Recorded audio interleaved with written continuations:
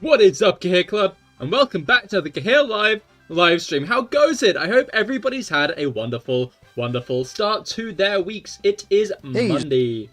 It is Monday. Hello, Mango. Hello, Mango. Let me just move up. Move up. My chat boxes. Ah, I fucking clicked off them. No. What have I done? But yeah, hello Mango, hello Heroic Deeds, hello Dominic, hello Felix, hello Dorsal Fin, hello Brugger on Twitch today. Interesting. How goes it? I hope everybody's had a great week so far. Missed message on Twitch, no, but missed message on YouTube, indeed. Heroic Deeds, hello, haven't been here in a hot minute. The ADHD dopamine moved away from Pokemon, but now it's back with new ZA news. I feel that, honestly, Heroic Deeds, I feel that a lot. Before I started streaming Pokemon, I fucking fluctuated. But new news always drew me right back in. No, I'm very excited for ZA. Week starting off very good. Oh, very nice. I am glad to hear it. Content, Mango, I'm very glad to hear that. And see all your rats. Just getting channel points. Understandably, you saving. Is there being said? But yeah, today we are back with our shiny roulette. What is a shiny roulette? I know you're thinking it. Everyone's thinking it. Everyone's thinking, what is a shiny roulette? Basically, in the Pokemon Scarlet and Violet picnic camps, you can have multiple Pokemon.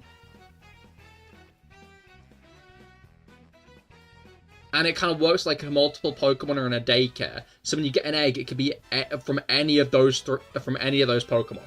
So I put the 3 Kalos starters in with a Ditto, and the eggs are random. So I don't know which shiny I'm gonna get. It could be any of them. You bought something great a few days ago. It's the Jada Toys 1/32 scale Steamboat Willie themed 1941 Ford pickup. Oh, very nice, very nice.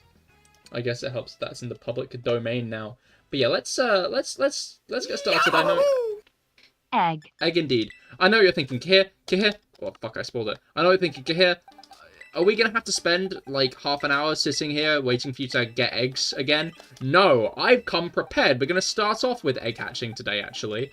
I was hoping to get a bit more, but I only realized that I should be doing this about 20 minutes before it was time for me to eat. Time for like dinner, you know. So, I didn't actually get as much time as I would have liked, but it's fine. It's okay. It's chill, actually. Channel points indeed. I'm still interested in what Brugger might be saving channel points for. Is it a singular, woo, yeah, baby, that's what I went for, that's what it's all about, woo, so I do love a good, woo, yeah, baby, that's what I went for, that's what it's all about, woo.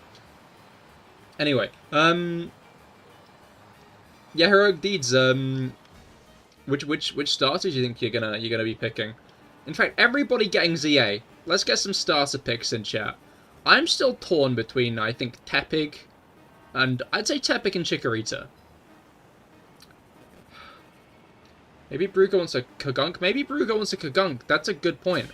I'm glad I didn't, like, I almost did release those, but you make a great point that I should not release those. Because I do have the Krogunk boxes. If you're over on Twitch and you want a CahirLIVE Krogunk, you can get a CahirLIVE Krogunk. Isn't that crazy? Isn't that crazy? Alright. You're going even further beyond Woo Yeah, baby.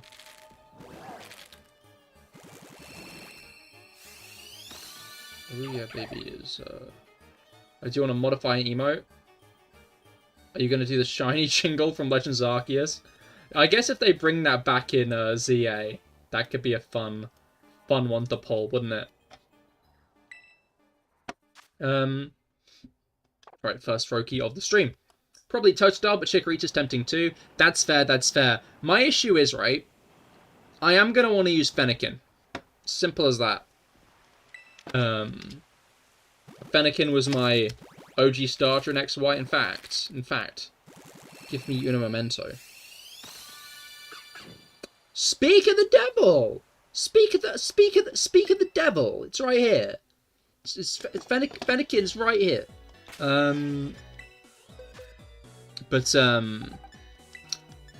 What's it called? Where is? I'm just on the wrong end. I believe it should be in here somewhere. Oh, no, it's not. Okay, is it in here somewhere?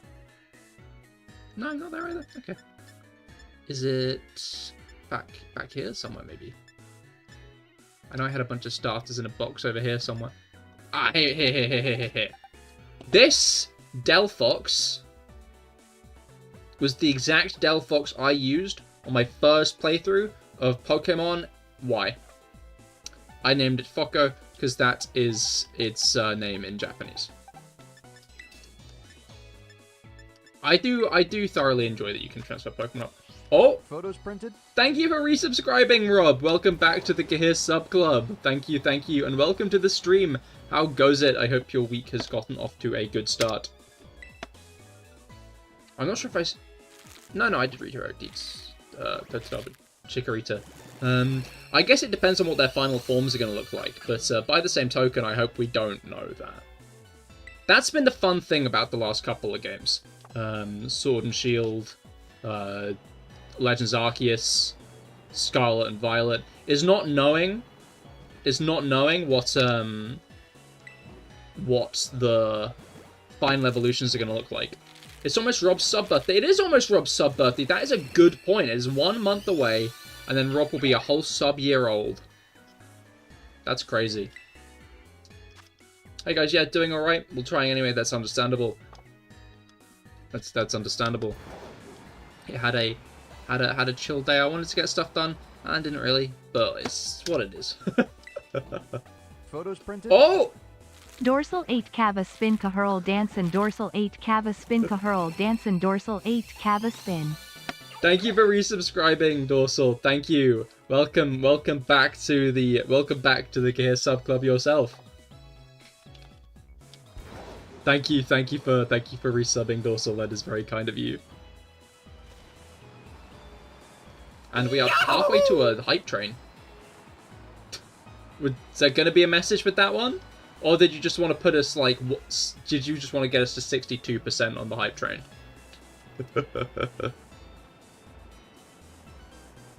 I was waiting to announce until someone else did because you wanted a hype train. I see. You're all schemers and calculators. I get it. I understand. I'm not sure when Mangoes renews though, so we might be a bit off the hype train. But all the same, thank you both. Thank you both for resubscribing. That is very kind of you guys. I actually think I might be getting the full payout from Twitch this time, because last time I didn't get the full payout from Twitch because I forgot to sign some forms because I wasn't streaming on Twitch at the end of last year, end of 23. So I think my payouts were lower than they should have been, but might be in for some regular size ones now. When I get there. Maybe I shouldn't jump the gun yet, eh? You know? Maybe I shouldn't jump the gun yet, eh? Anyway. Who knows? Maybe I'll get it in time to pay for Legends EA. That'd be nice. That'd be a nice event, wouldn't it? But we still need to sit tight. We still need to sit tight for ZA. I'm excited though. I want new information like now, personally. I really want to know if we're going to get regional variants and new megas. I'm quite desperate to know. Speaking of money, you bought an interesting thing of Pringles. Oh yeah? What I'm guessing the flavor is the interesting thing here, right? I'm guessing the flavor is the interesting advent rather than anything else.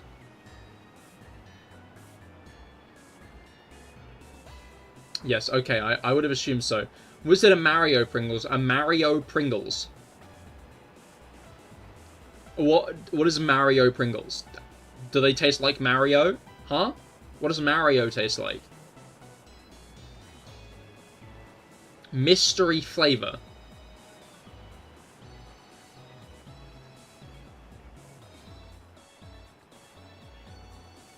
Bit of a gamble, that, isn't it? Which I guess is pretty awesome now that I think about it. Now that I say that out loud. I've spent the last minute trying to hatch eggs.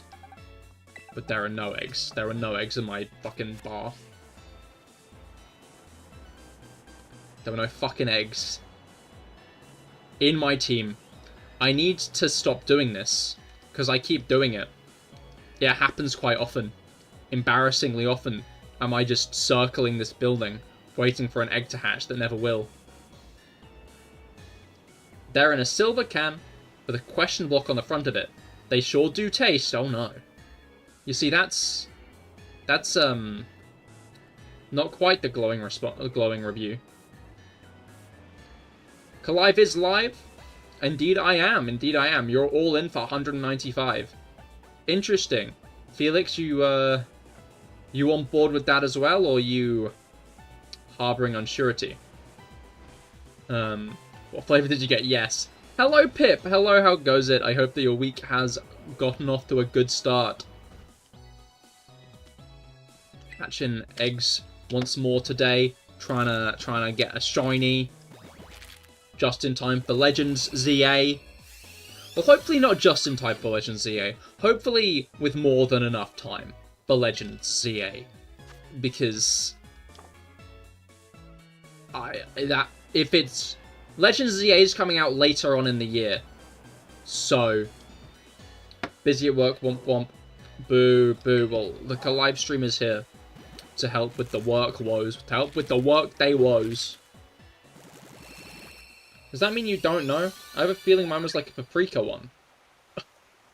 I do think that means that Mango doesn't know. Oh no. Oh no. Are there different ones? I'd assume that's the point. Because if it was meant to be a mystery Pringles flavour, but then it was the same every time, that wouldn't really be much of a mystery, would it, after the second time? You would then kind of know. Personally, I think every Pringle in the pack should be a different flavour. That's what I think. I'd say yes, because if it ends up being 195 and I didn't say it, then that would be disastrous for PR. That would be quite disastrous for PR, wouldn't it? I will give you that. But if it isn't... I guess if it isn't, like... then nothing will have changed. Like... we'll call you a fool every time you make a wrong prediction, but it's kind of become the norm that you make a prediction and it's wrong. You've already reached rock bottom. Exactly, exactly. So at this point, you have little to lose.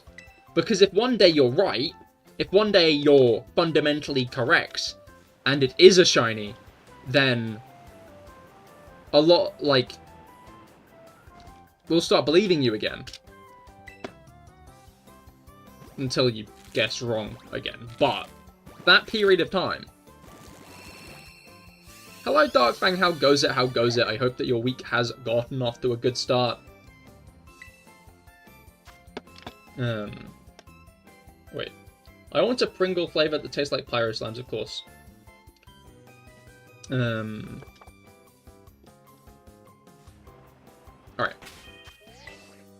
Can I so far? Yes. Good to hear it. Have you popped in since ZA was announced? No, you have. After the... right, yeah, I hope the fallout of the car crash has gone well.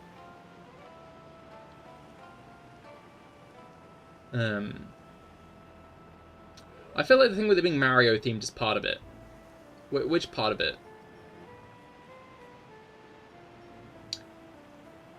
I think so. You're very excited about getting a shiny Starmie. Oh, nice! Congratulations! Also, you're picking Chikorita. Nice, nice. I think I might.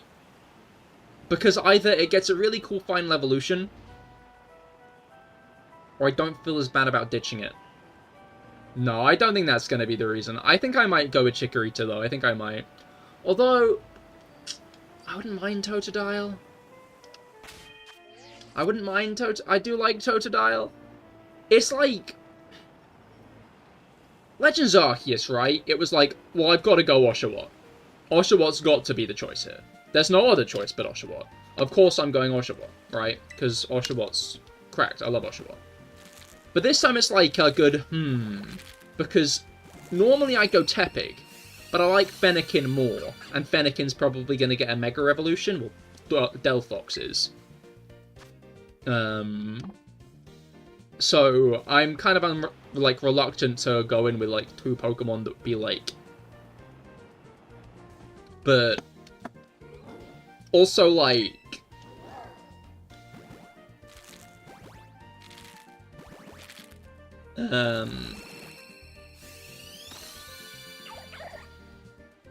what is it called?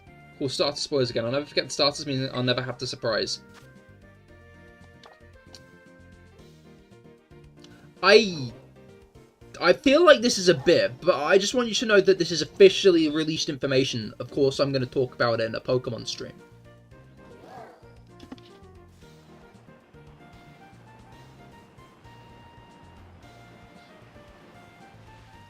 Waiting for the announcement of the city-wide Zygarde Cell Hunt.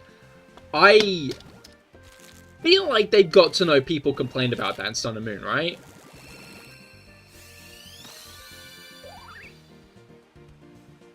Like,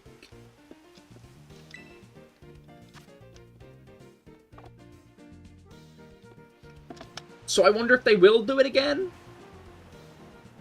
Yeah, they'll do it again regardless. They do love, although, actually, statement retracted. Although we had random things to pick up in Sun and Moon, Sword and Shield, we had the DLC stuff, the Diglett and the Footprints. And then Legends Arceus, we had the Spiritomb things. In Scarlet and Violet, we only had the stakes. There were like, what, 4 for each Pokemon?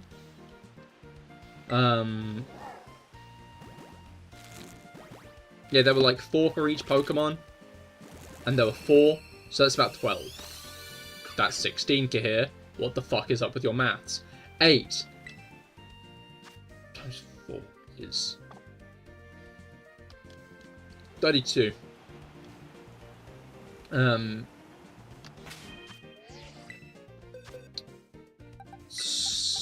Which isn't loads. 32 isn't loads. I guess it's still a decent chunk, but I guess we'll see, like,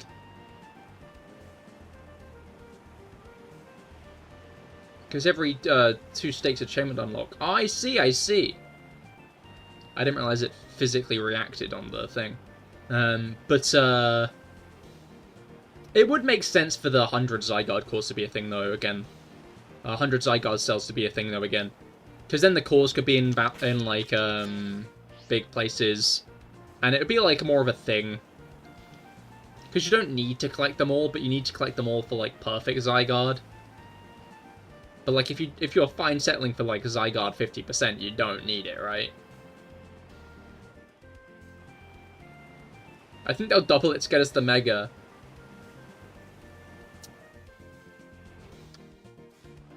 Nah, I feel like that'd just be a Zygarde.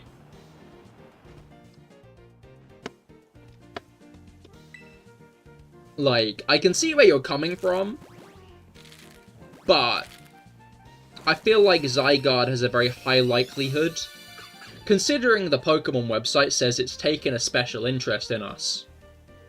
I think Zygarde's going to be the Reshiram or Zekrom, the Dialga and Palkia in Legends Arceus, the legendary we get just before the climax to fight the climax with. And they'll give us its Megastone then. I mean, don't forget the cell could also be used for its moves from relearning. That was its cause, actually. Each Zygarde core represented a different move it could learn. Although I believe you needed all the Zygarde cores for it to achieve perfect Zygarde.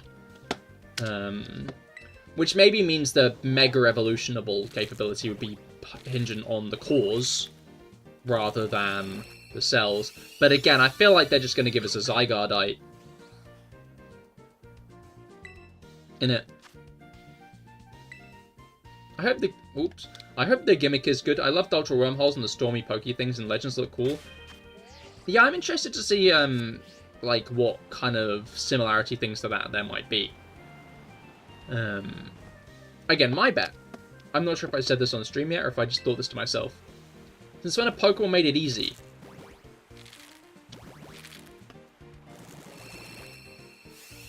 In what way?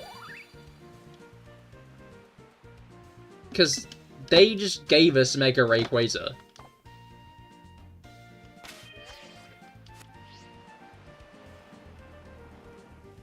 Which was, like, pretty easy. Same with Groudon and Kyogre. Their primal forms obviously just came with the legendary of the game. Origin Dialga and Origin Palkia, you had to fight Adamant and Irida for. But that wasn't all that hard.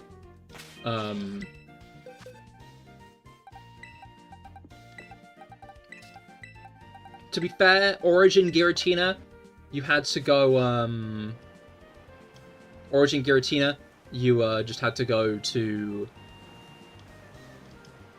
Turnback Cave in the post-game, so you didn't get Origin Giratina in the main game.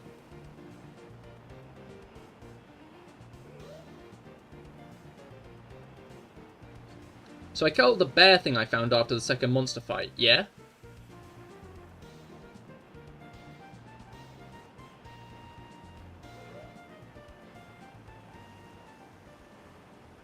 I think it is. In the forest? I hope that Primals will be a DLC situation. We'll see. I'd say it's worth noting Legends Arceus didn't get any DLC.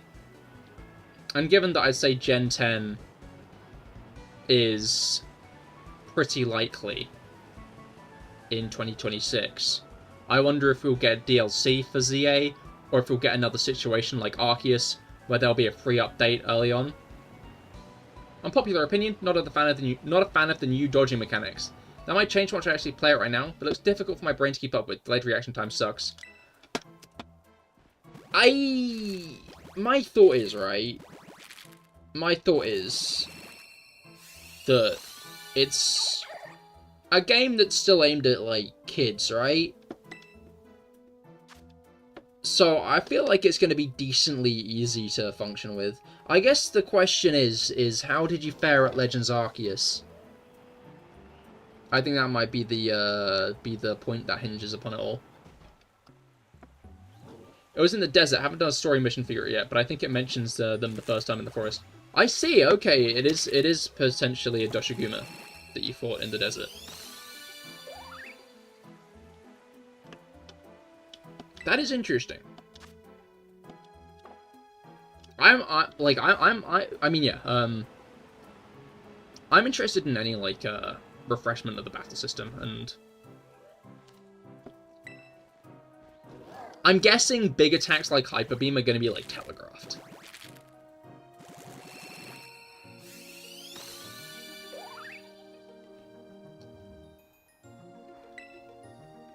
But it's interesting how they've... Because, like, I can see what they're doing with it, in a way. Like, in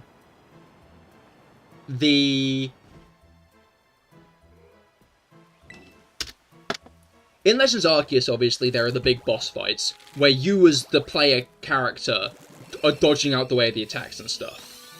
I can envision the boss fights in ZA being very similar to that, except it's obviously with the Pokemon rather than the player. So I'll be interested to see if that is the case. I'm struggling with the frenzied Pokemon because of the dodging. That'd be why I'm worried about it. I'm having to overlevel and try 110 times I see. Then yeah, potentially, hopefully it is easier.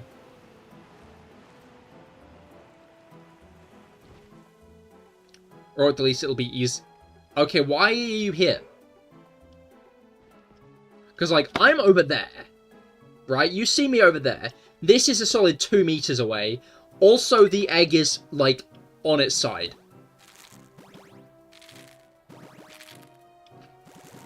So... what's going on here?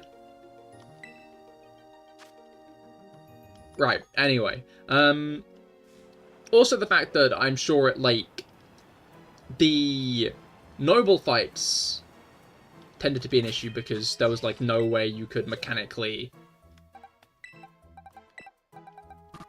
like you can't get more stamina on the player character in Legends of Arceus. You just have like a set amount of health, right? So like I ended up really struggling with Avalugg my first time through because of its attack patterns. But if there's an ability for you to, say, just use bulkier Pokemon who can actively tank the hits, then I think the fights might end up being, like, it'll be easier to do the fights without a good reaction time, although your team might need to reflect the more defensive playstyle. But I feel like that's the interesting thing that could arise from this new battle system, is the fact that different playstyles can arise from it, right? I'm sure there'll be people who like having the big boom attacks and timing them perfectly to ensure that they can hit their opponents with them. I'm sure there'll be people who like kind of mainly focus on the small, quick cooldown jab attacks that don't take too long to wind up.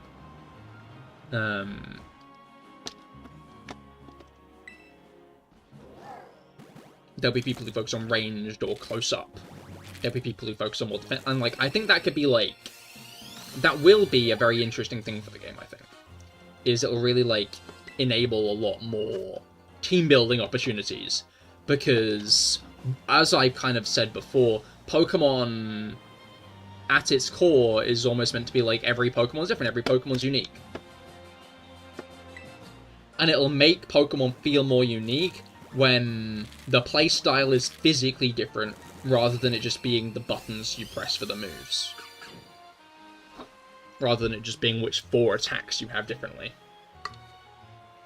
Which I think excites me a lot.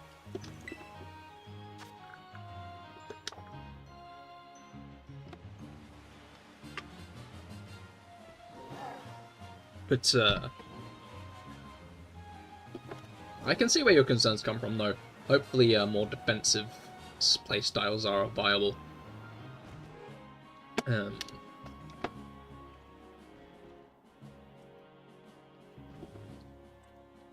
I wonder if it, like, it will be one of the games I like. If it will be, like, one of the games you like. Like, what games are you talking about here?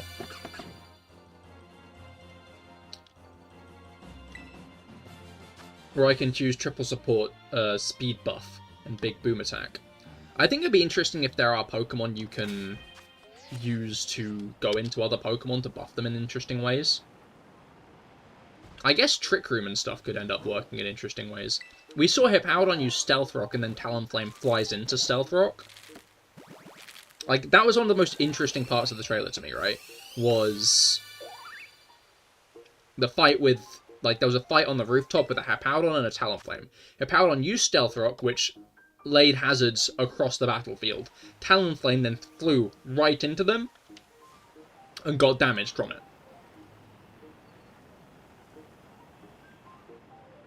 That's interesting as hell, and I hope we get to see more moves that might end up being like that.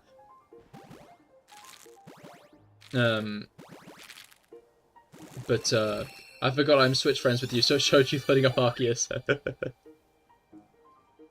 Indeed, indeed.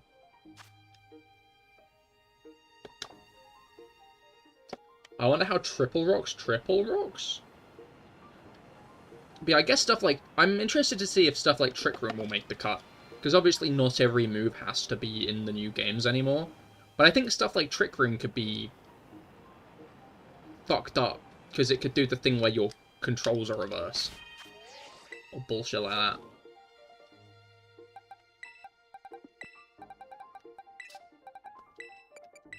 Right, no shinies yet. Stealth Rocks, Poison Spikes, and Spikes. Oh, I see, I see. I guess it depends, because Spikes are likely to just be across the ground. And so are Poison Spikes. Stealth Rock's the only actually floating one.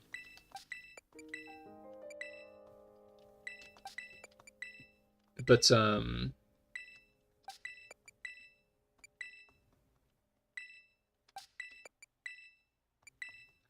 I think you can actually Poison Rocks and have Toxic Rocks because of that Scarlet Violet Poison type.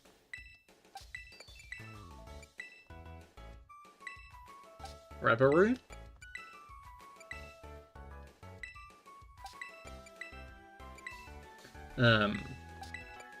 I'm guessing not Reverie. Oh, Grafii? You think Volcarona? Why Volcarona? Oh, I see. You're saying that most Pokemon can't learn all of them.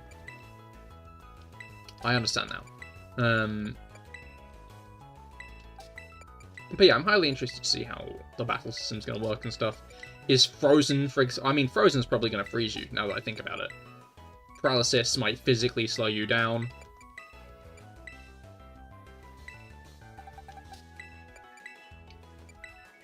Which means that status conditions... I bet that they'll go a similar way to Legends Arceus with some of the status conditions, like Frozen, actually. Sleep, I think, would make... I don't know. Because being put to sleep would be really fucking irritating, wouldn't it? Because your Pokemon is just, like, conked out on the battlefield. And I could see people complaining about that pretty hard. But by the same token, that'd be pretty funny, and it'd be pretty fun to do to other people. Because I think that's, like, a very classic... Glimmora. Oh, I see. Yeah, no, Glimmora is. Like, I feel like putting opponents to sleep is a very classic thing in games like that. It's just the issue is it would be able to be done to you as well.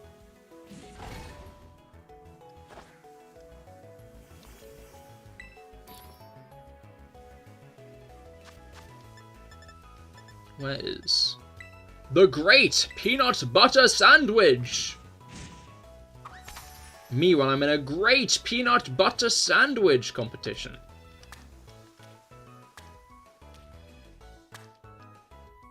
Boom! Boom! Alright. Alright, Kalos starters. What do we give? What do we give the Great Peanut Butter Sandwich? Boom! Or doom! It gets a boom! Permanent residence at Great Peanut Butter Sandwich City. Permanent residence? I just exited Picnic. You got to go. Fair enough, Ruger. I hope you have a great rest of your day. Permanent residence at Great Peanut Butter Sandwich City. I went to Great Peanut Butter Sandwich City, and everyone knew you. No DPS capabilities to sleep. Like a team so freeze pilled that can't do damage. I don't think that would work. I think that would do maybe nothing. Delphox is such an icon. I love Delphox. No? Okay. Fucking awesome source wizard fox.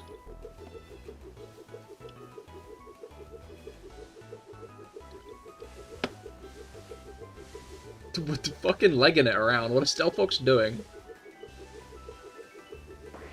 Any shinies yet? Not yet, Jelly. Welcome to the stream. I hope your week's gone well. It won't work to win, but it make people rage. It would. I guess it depends on if there's online multiplayer or not. But, is Delphox good? Delphox is just lagging it. I'm gonna throw the ball to her. Boom. Alright, now let's move away from it. Because they all kick it to me, and I don't want it kicked to me. I'm not playing ball. You guys are playing ball.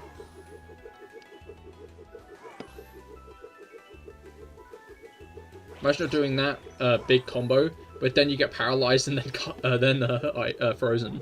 I said iced. Has anyone pre-ordered ZA for the plushie? And I don't know if it's real. I haven't seen anything like that yet. I don't think there are any pre-orders so far. I think pre-order bonuses tend to be announced after the release date, which we don't have yet, so hopefully we get it soon. Again, we're not likely to get any new news until maybe June time. June time is generally end of the silence. But then again, the ZA hype cycle did start last year. Did start over a year ago. So maybe it will be sooner. You're seeing threads and news articles? Yeah, no, I'm not sure. I saw a video of a guy saying you get a plushie of the starters if you pre-order it, and I definitely want that. I don't think we have anything concrete on that yet, unfortunately. I saw a few people doing giveaways, but I've not seen any actual pre-order bonuses. Sorry, I got distracted by Greninja fucking ascending. Alright, what we got? 1, 2, 3, 4, 5, 6, 7. Cool. Which is 8, actually, because we had 1 egg left over. But, what was it called?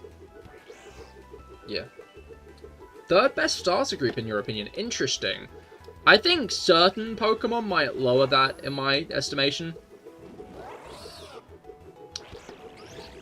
What are Pokemon? I mean, obviously my best is the Alolan trio. I do quite like the Legends Arceus group. I think Legends Arceus group is definitely up there. Anyone grind Curums last weekend? Oh, and Go! No, I'm not really... Get off the table, bro! I'm polite. I've not really played Go much recently. I like Chestnut, I just don't think about it like ever. Sounds like a certain other Pokemon. From Generation 6. But,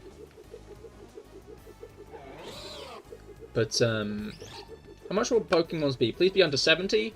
They'll probably be about 40 quid from the right retailers. 50 at most. I so wanna back in my day, but game prices haven't risen too much. I remember paying like 50 for quadruple A games. I mean, I used to play 3DS games, and those are decently cheap, but those are generally about 30. But, these days I find you can get... It's about 40 to 50.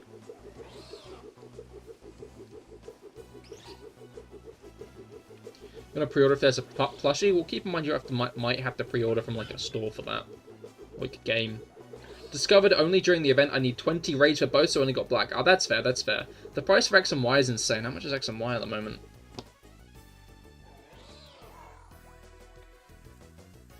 What are we looking at?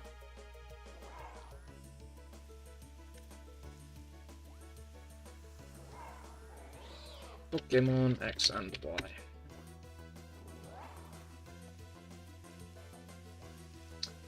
Okay, that's both for 50 quid cartridges only. I think I need to just type in Pokemon X, I'll be real.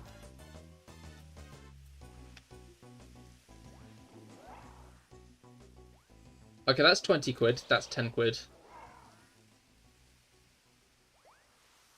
This is just cartridge only, but that's 16 quid. Still just cartridge only. That's cartridge only, but it's flipped on its back. This is a sealed one for 50. Those aren't real, I'm betting they're way more than that. I don't know, man, it's fucking eBay. If it's not real, you just get charged back for it because you're misadvertising. Like, these are just cartridge only, to be fair. No, this is the whole game for £18. I don't...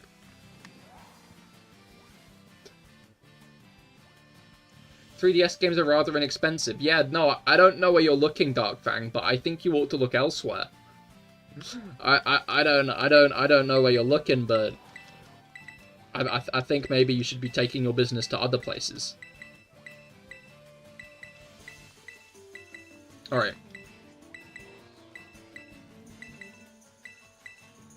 What was that? Are we at 20 yet?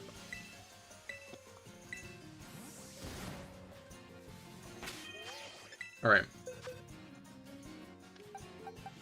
These have been going into the wrong box. Alright. What is that? That's 12 left. Which means we get at 18. eBay selling them for 18 quid is usually quite indicative of the price. Yeah. I don't know, Darkfang. I don't think that's what's going on here. I hate to say it, I just don't.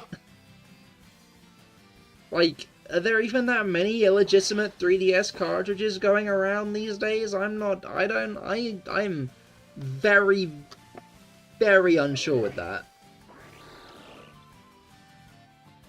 Okay, where are you seeing them for these prices? And what are these prices?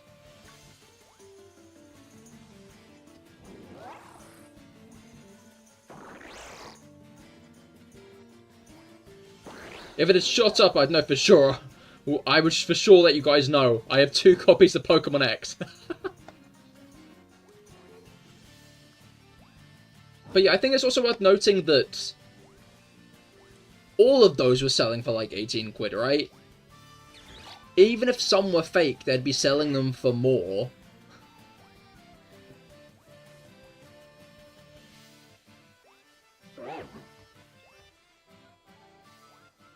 But,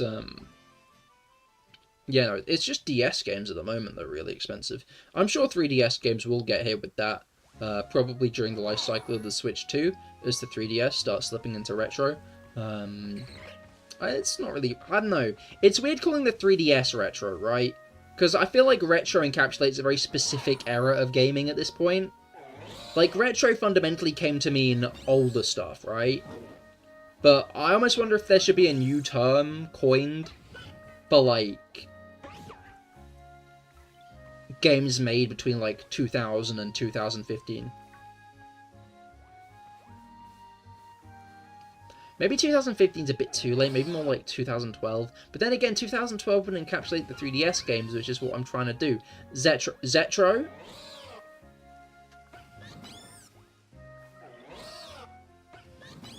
Zetro. I'll be interested if the closure of Bank will make the prices increase or decrease, though. That is a good point. Y2K might work for 2000 to 2005. Y2K already has a lot of meanings. I don't think Y2K is gonna take over as the new meaning of video games from a specific era.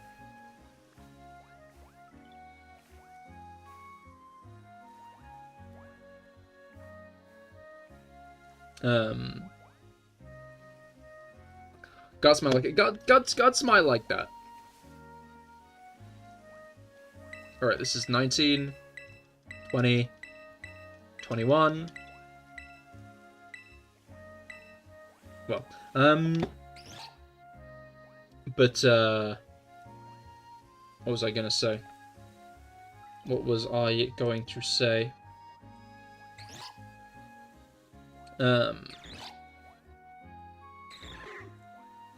Yeah, no, I've lost it entirely. Oh well. No, yeah, no, I guess it will be interesting to see. I was going to try and predict whether the prices will go up and down, but I genuinely don't know. I think they're going to go up. But maybe not just because of the bank closure. I don't think people selling their games are going to care as much. I could also see prices going up because people who forgot to transfer their precious Pokemon aren't going to want to get rid of the games. If people have Pokemon they're particularly attached to, they're not going to want to ditch those games anymore, are they? So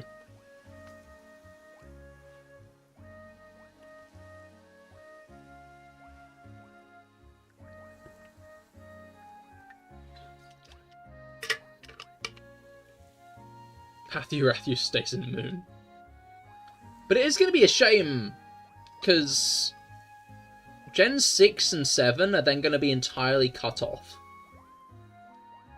from the Pokemon ecosphere. Because you'll still be able to take Pokemon from 3 to 4, from 4 to 5. That's it. And then obviously, like, I feel like Pokemon Home, I don't know, it just depends on how long Pokemon Home lasts. I hope it lasts a while, at least. I feel like they've kind of set it up as a universal cloud for Pokemon games to all transfer into at this point, though. It'd be strange if they got rid of it, but I can't help but fear they might. It feels like Nintendo are trying to make the Switch to last a while, though, right? Like, I can't help but shake the feeling that Switch will remain online for a bit longer because of the paid online pass. But I guess it depends on how active the games get.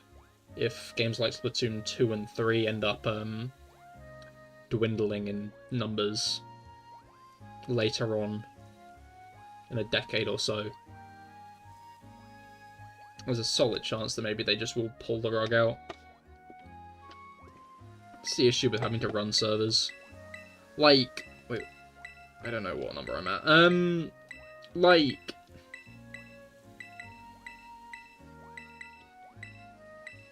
I don't like that the servers get shut down, that the servers are charged for, but I fundamentally understand that this shit does cost money is the issue. Like, I wish...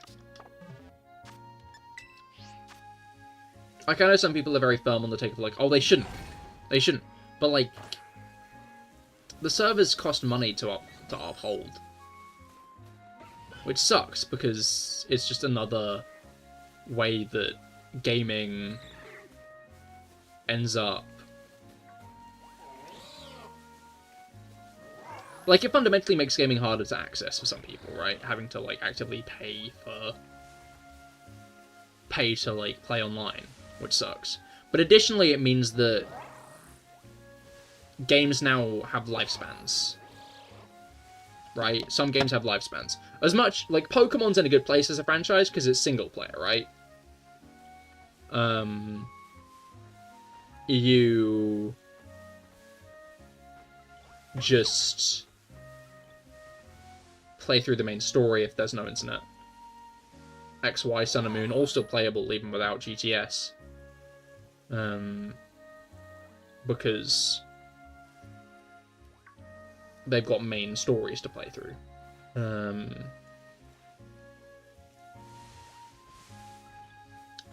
But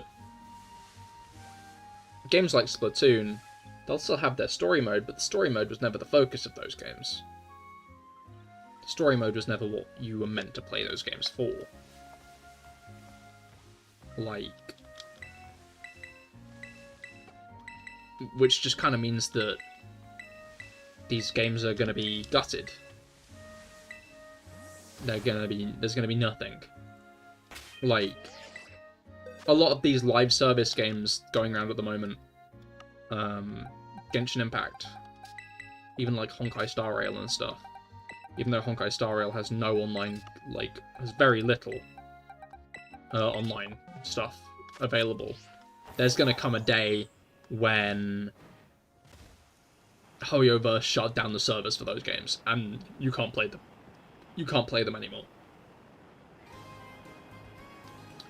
And, like, game preservation is painful enough as is. But, like, especially now everything's going online. And, like, that's the thing that bothers me the most, is, like, the fact that... Say what you will about Genshin Impact. As much as I'm a fan of the game, I have my own fair share of opinions. The fact that one day it will just go... sucks. Sucks ass. My money... Exactly. A lot of people have spent a lot of money on that game. And there's going to be a day it's just gone.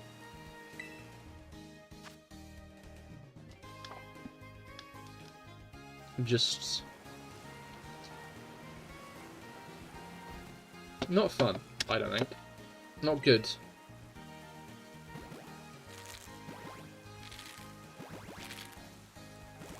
Like, JW Builder, completely forgotten. Right, I don't think I even knew what that is to forget it, I'll be honest. I need to stop spending money on Gamba games. Yeah, it's definitely like a reason to not want to. Because you can spend as much money as you want today to get the dopamine for now, but you won't even be able to look at what you had. It'll all be gone.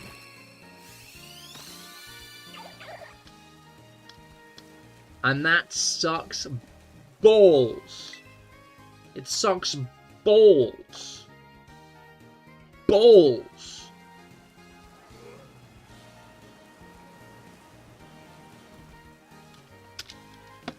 Like, it's definitely a thing that worries me about any game that needs internet to play. Because, like, we're even seeing that with mobile games that released in the 2010s, right? Like, Simpsons Tapped Out has shut down now. I never played Simpsons Tapped Out, but I knew a lot of people who did. It was one of the premier... I don't know how to put it in terms of, like, a game. How to describe it.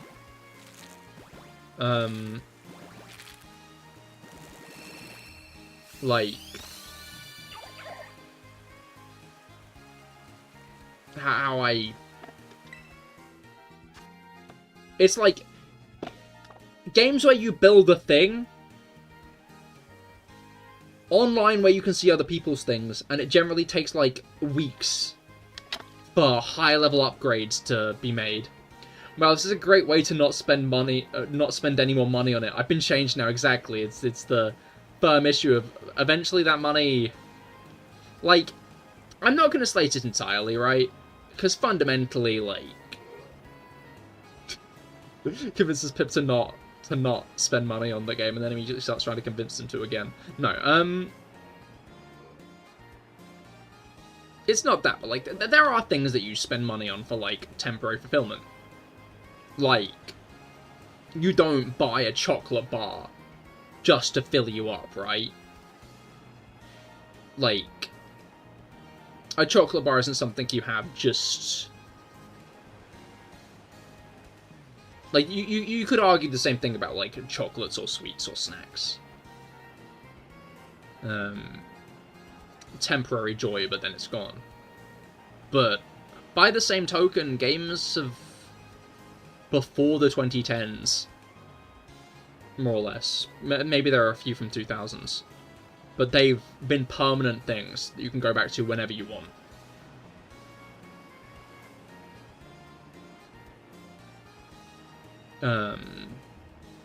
It's only in this new age that games have become a finite thing that you can't go back to anymore. Don't worry, I still get my sweet treats. Good, good, good. I was more meaning, like, phrasing Genshin in the way of sweet treats might then reconvince you to to spend money on Genshin. But like, but maybe not on online-only games, exactly, because, like...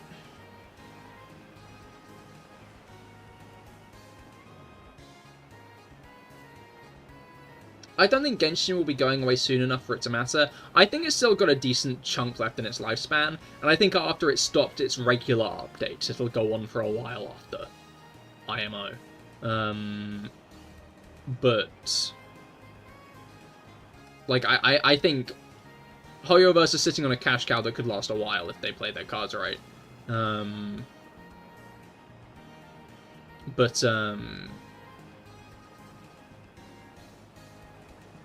I still kind of stand by it. Like, there will be a day that comes where...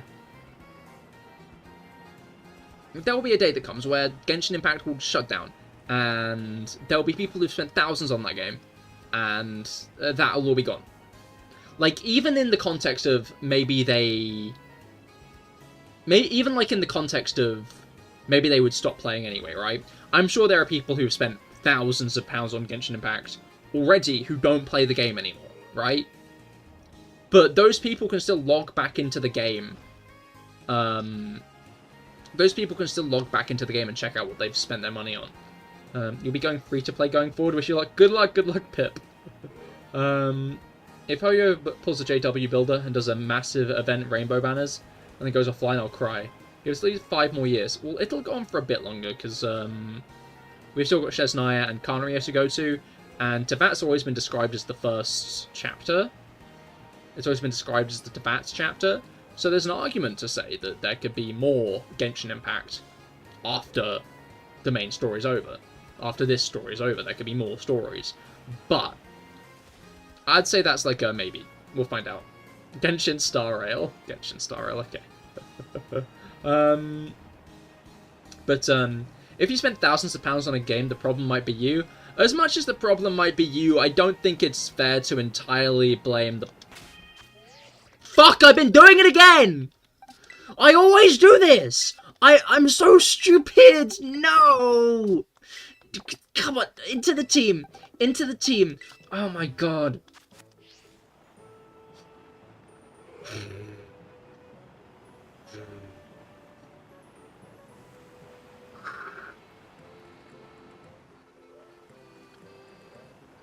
Genshin is fundamentally a predatory gambling game, made to make people spend their money. There will be people who fall victim to it, and I'm not entirely going to blame them for falling prey to a predatory gaming system fundamentally made to make them spend money. I still think that it's quite shitty, even if, like, especially considering Genshin's very predatory system in getting you to spend money, that there will be a day when that money is entirely gone. The gameplay perks.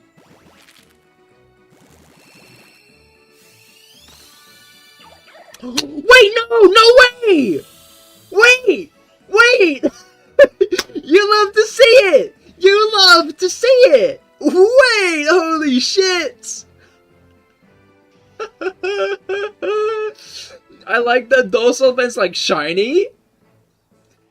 Because this guy looks so fucking different from the original. But still, you love to see it. You love to see it. Shiny Froakie. Shiny Froakie. Also, nice evolve. I'm going to evolve it. I'm going to evolve it. Alright. For once, I think this is the first time that a 95 prediction has been made, and I got it before. Yeah, any name suggestions for our new Froggy?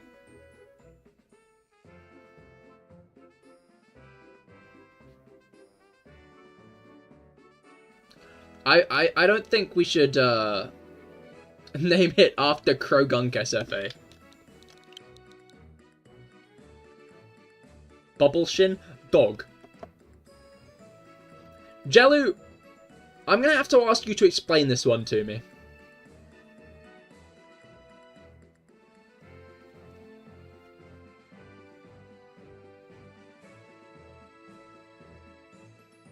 Just gonna need a... I refuse to elaborate. You know what? I respect that. Welcome, Dog the Froakie.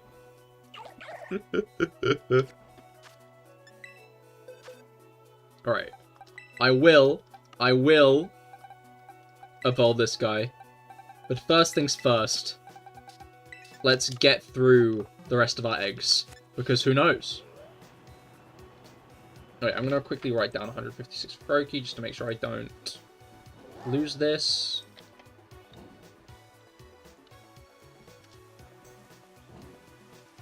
And then,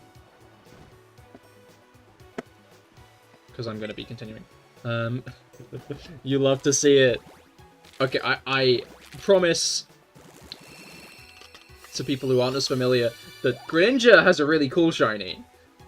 Greninja's shiny looks different.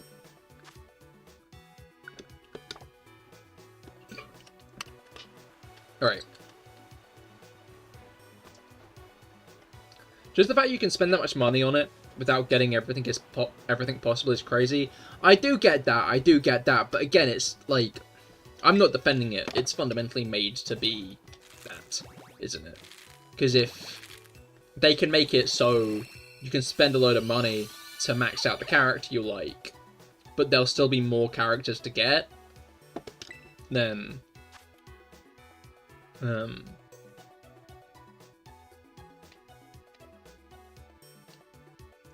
if no profit, then no game. If no game, then I'm big sad.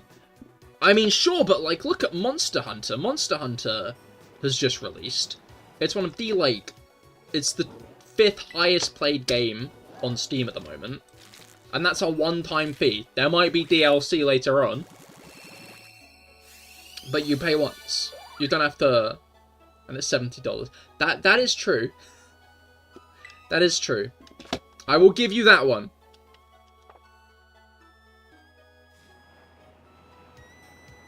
Monster Hunter costs money, no? They have profit, so they have game. Oh yeah, I won't dwell on it, but I got down 108 floors on the Genshin event. Oh, nice, nice. Congratulations. But yeah, no, like, what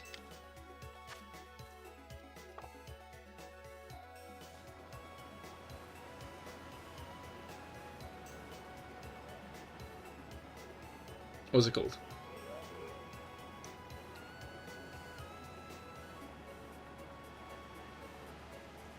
Just because the game wouldn't exist without the money it's getting, doesn't mean I have to be in full support of it. I'm playing Rise to get rid of my FOMO, but the fighting style is more similar to Worlds, I think. And luckily they have a demo you can play. Oh, nice, nice. I didn't realize that Rise was, oh, fuck, no, I haven't. I didn't realize that Rise was so different from Worlds and Wilds. One of my mates I'm playing the game with was complaining that you can't just put in the MHW for Monster Hunter Wild stuff.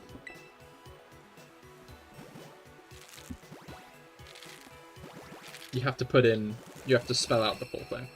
And he's right, but it's also quite funny.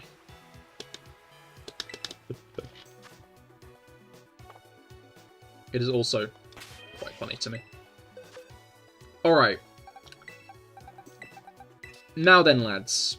Now that I think about it, now while we hatch the rest of these eggs, I have an important question to pitch to you all. Do we continue with the roulette? Do we gun for shiny number 2 on this roulette?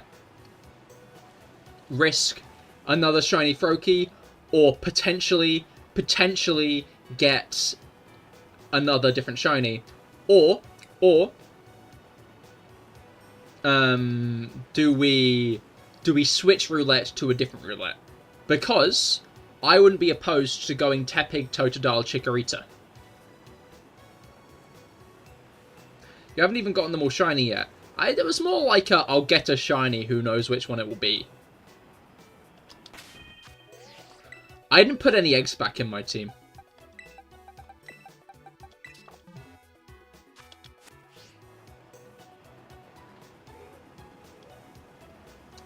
There I vote ZA then. Interesting. Okay, Dorsal seems to be in support of continuing. Rob thinks the new starter trio. SFA wants to see if he was right. To be clear, I think I would do it for the rest of this stream, and then in 2 weeks I'd do the ZA starter trio. That's my thought on the matter, is I would do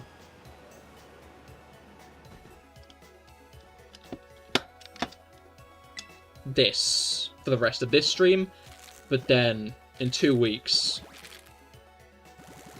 My completionist brain wants to keep going with this one to see if you can get the trifecta of the shinies. I see. Okay, yeah, given that there's a pretty split opinion, what I'll do is I'll continue with this setup for the rest of the stream to see if I get another one. And then I think I'll probably do the new ZA shinies, the new ZA starters, come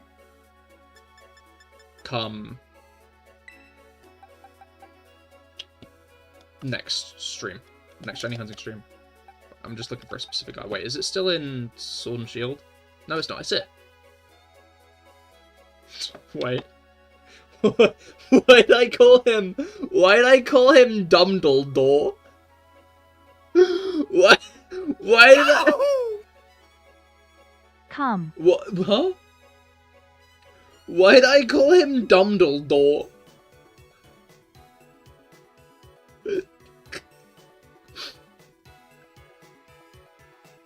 Just to be clear, I named this guy back in like 2017.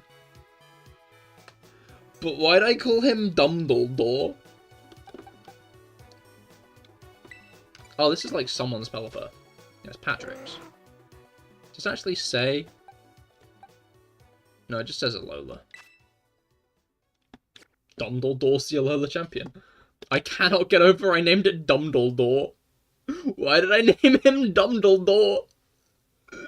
What was I cooking with Dumbledore? Okay. Sure. Why not?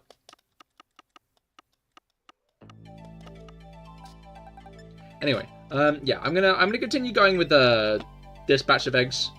Not this batch of eggs. This roulette for the rest of the stream, and then in 2 weeks, potential for shiny tech. You know what?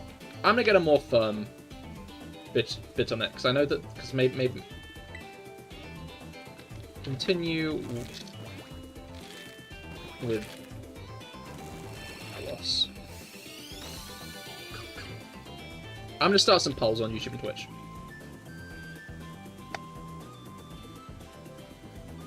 Well, I'm gonna need to do it over here, aren't I? That's fine, I can do it over here.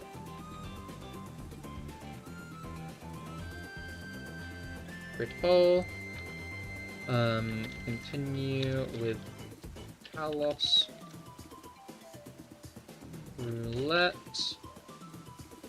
Kalos. ZA. Let's give it 2 minutes, because that'll probably be how long this lasts for. Alright. Get voting!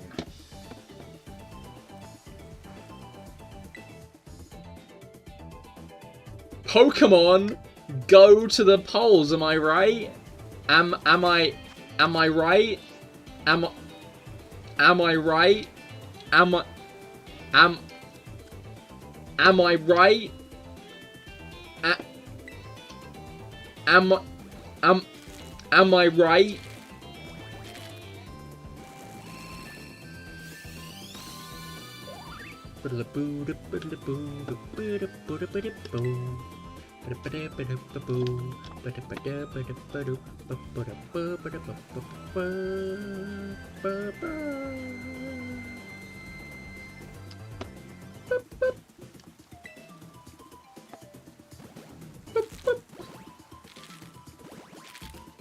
Alright, but, not emoji me, hey! Oi, oi, oi! Alright. But, so yeah, no, I do, the point of me showing that was I do already have a, what was it called? Shiny Fennekin line. But then again, I kind of want to keep Dumbledore as a Braixen, because I like Braixen's design. That's why I hatched for a shiny Braixen. What was it called? I'd also want a shiny Delphox, for if there's a Mega Delphox. I hope there's a Mega Delphox. There's got to be a, like, right, as of right now, right? Oh, ZA got 3 votes. ZA won both polls, it seems. How close? Kalos got 0 votes on the other round. Interesting, interesting. Well, I guess we'll be switching to the ZA starters after this round, unfortunately. It's unanimous. Who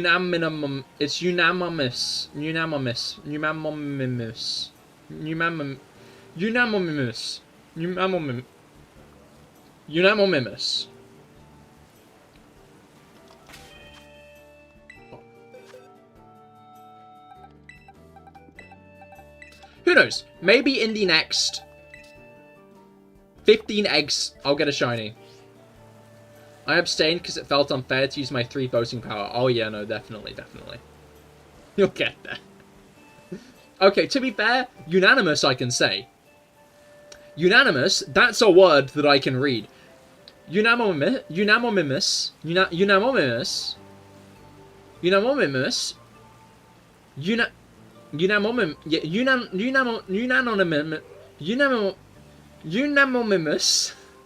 That's not easy. That's not easy to say. You say unanimous right now. Read out unanimous out loud in your room 10 times in a row. Can you say railroad? Yeah. No? Then you can't. You'll make me summon him. Summon who? Summon who? You don't think you can even say the actual word? Oh no. Also, I just saw Rob's reach the Woodwards. The Woodwards? The Woodwards? I love the Woodwards. The Woodwards are so silly. It's like, yeah, man. Sure. Why are these guys here? I don't know. But they're pretty fucking funny.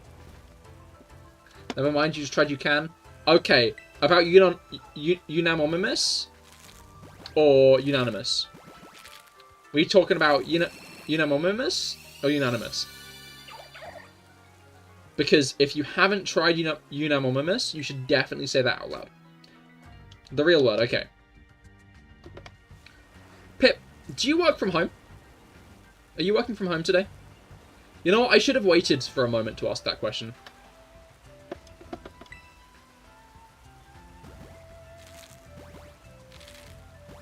Because there's every chance you are today, okay.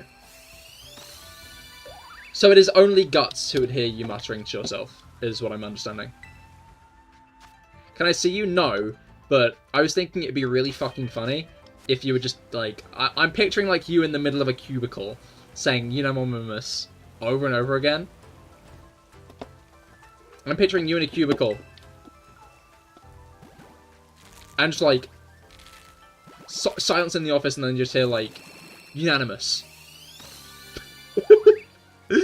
Break through the silence. You're whispering at your desk. Oh, I see, I see.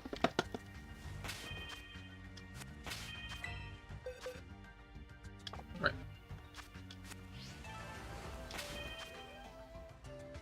I think I'm at 7-1.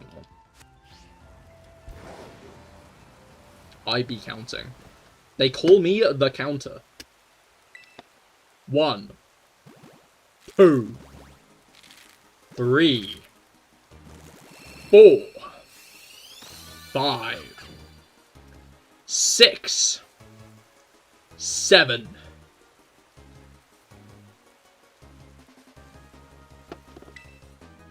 Well, 6, 7, 7, 8, 9, 10.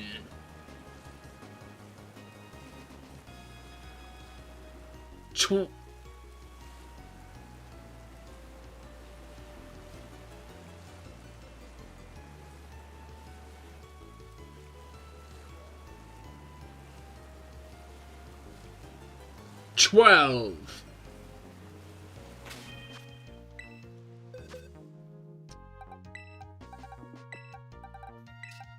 13.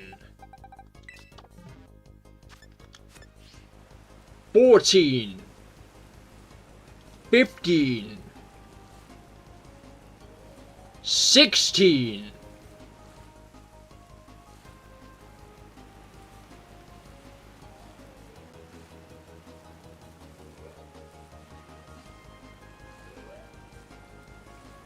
37. 18. 19. 20.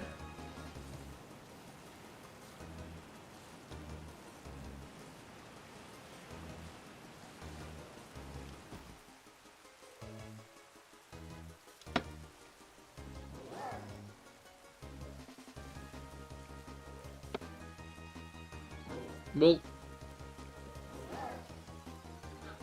thank you, Dorsal. 11. 21? Yeah, we'll leave that. Ever since Simba Dicky owned Jada, the quality got better. Oh, that's good to hear. You can't count no more? Yeah, no. I feel like I've sufficiently impressed everyone here. You know, I feel like everyone here is marveling at my skill now, so I don't think I need to go any higher.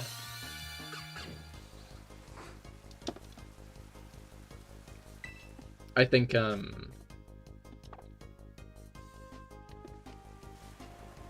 Exactly.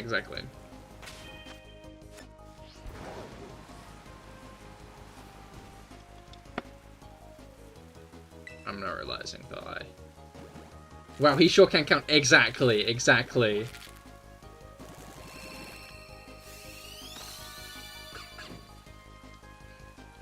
That's why they call me the Counter.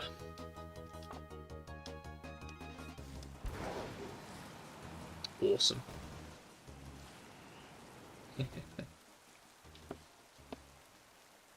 Alright. Boing boink. Boop boop. Boop boop. Boop.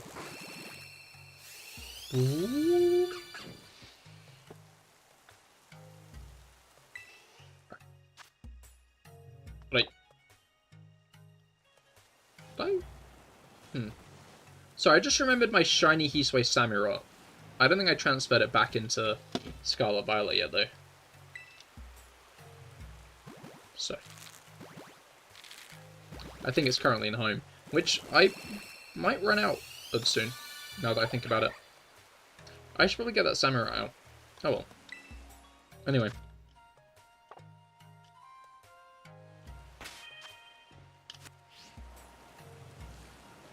Anyway.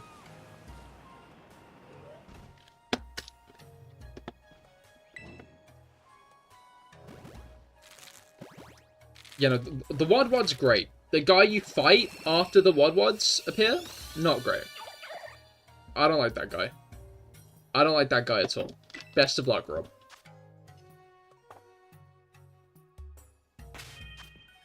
That guy's not, I don't like him.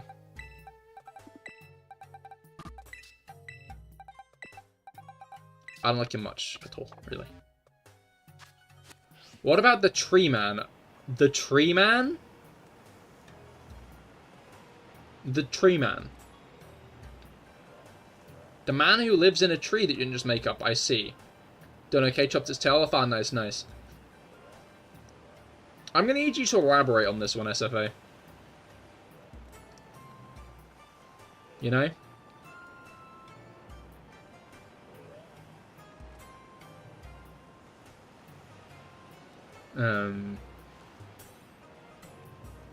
Yeah, it's gonna need quite a bit of elaboration. The Tree Man, he lives inside a tree. What's a Monster Hunter city? There aren't really cities. To be fair, in Monster Hunter Wilds, there are a few villages. Whiterun is not... no. So did the Tree Man get his tail chopped off? No, the Tree Man isn't real, I don't think. You'd be glad that the thing that got its tail chopped off got its tail chopped off.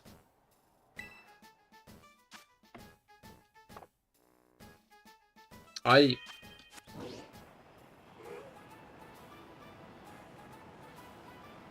don't like that guy. I don't like that guy at all.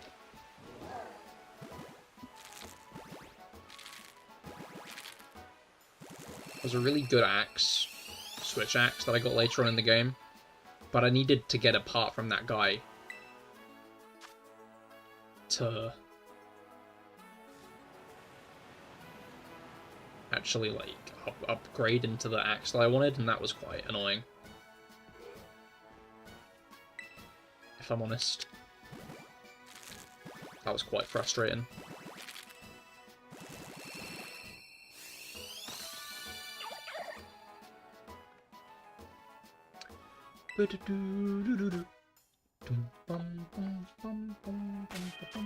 Okay, yeah, these are the last 2 eggs.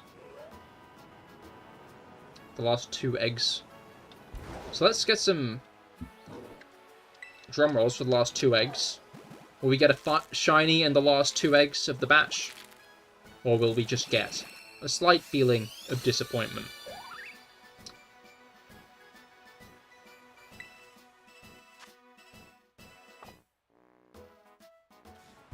Alright.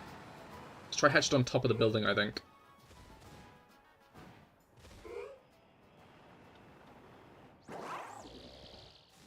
Oh! Building egg! Building egg! Building egg! Building egg. It is nothing. It is regular Fennekin.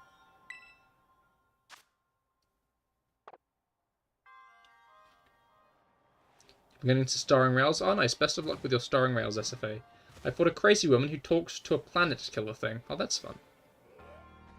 Alright. That is us egged out. Let's get dog. Let's level dog up, I think.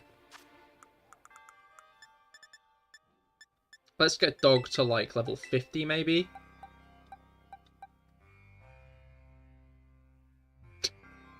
I overshot a bit. I'll be honest. I might have overshot by just a little. But that's okay. It's like that sometimes.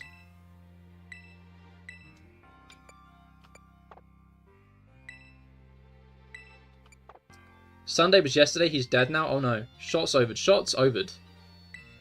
Get smacked down? Why does Froakie get smacked down? Peculiar.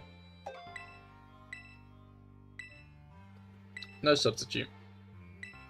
You can get bounced, sure. I guess it doesn't matter, because I'll be transferring dog into, Ooh, Hydro Pump. I guess maybe I shouldn't have forgotten Water Pulse for Hydro Pump. I'm guessing it's only going to evolve once. Oh, it's evolving in, like, the void instead of in the world, because I'm on a building. Frogadier looks nice in comparison to its... Wait, it's got, like, a cute little standing animation. That's not who I wanted to send out. OMG, it's still cute. He's got a little standing animation. Oh, I love that. That's adorable. I'm a big fan of this. Hello, Frogadier. Okay, Frogadier, Loki goes hard.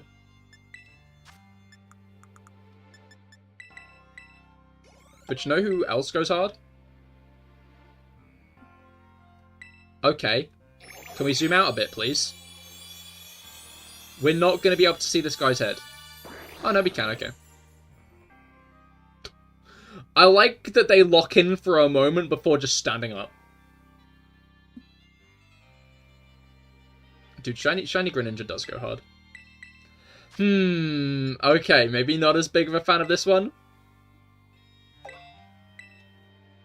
Not a Dorsal Fin one, not a Greninja fan.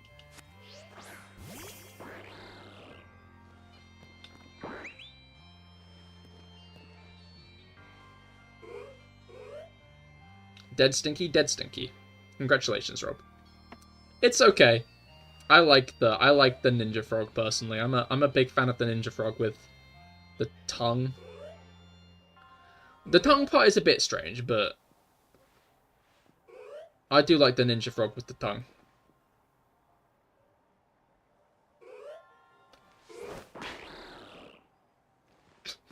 I like how he looks around like, what?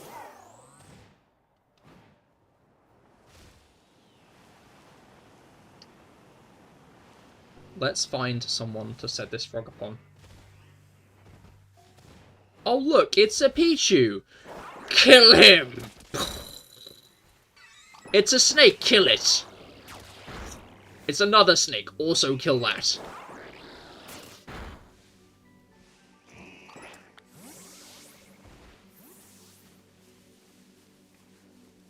Sometimes you're just cold. And all you got is your tongue, your long tongue, you know? That is true, actually. That's a really good point.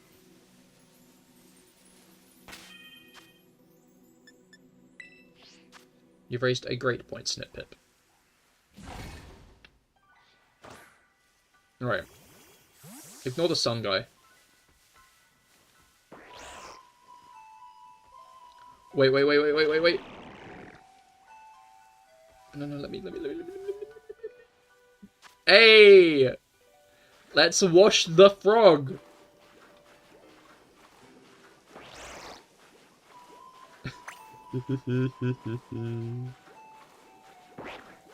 Get sudded, idiot.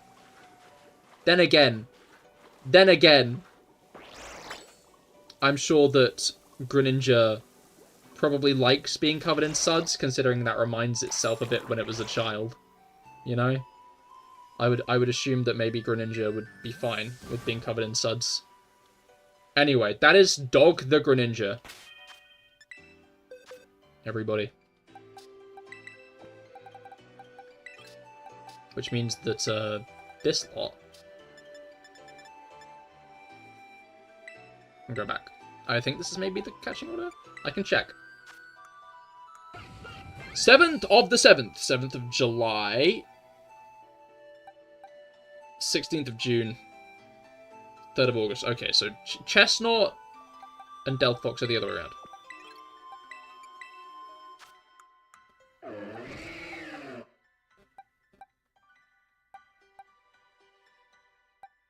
Yeah, the rest of these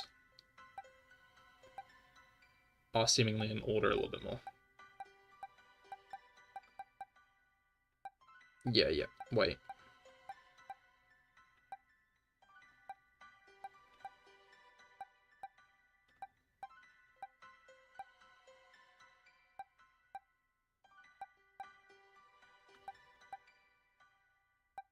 Okay, you're in March.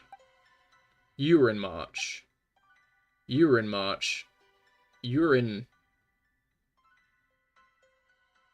what's it called? April.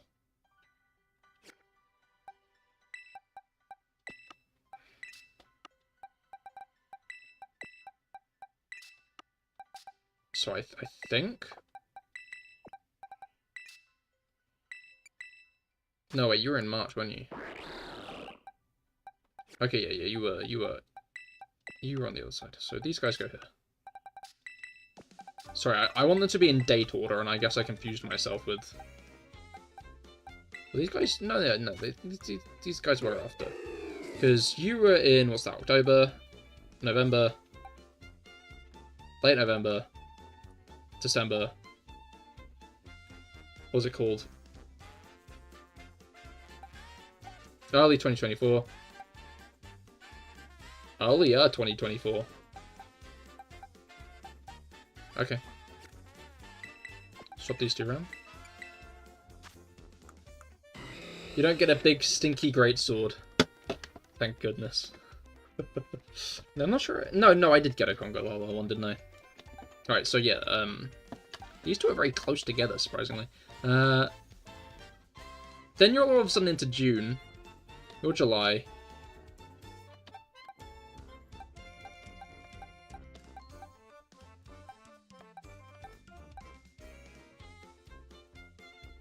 You're August. Oh, you were May. You were May. Why are these guys so fucking scrambled? I'm gonna sort these guys out off stream, actually. I'm gonna stop faffing. I almost put Typhlosion on the team. That's not... Typhlosion... Isn't real. I immediately started trying to guess if there was maybe like a kind of theming in their placement. But I don't think there is. I don't think there is at all. You were in early 2024. No, you were in November of 2024. You were in June, and you were in... Yeah, so not really any organization there. Of those guys. I'm gonna move these guys, am I? No, I'm gonna release them. Okay.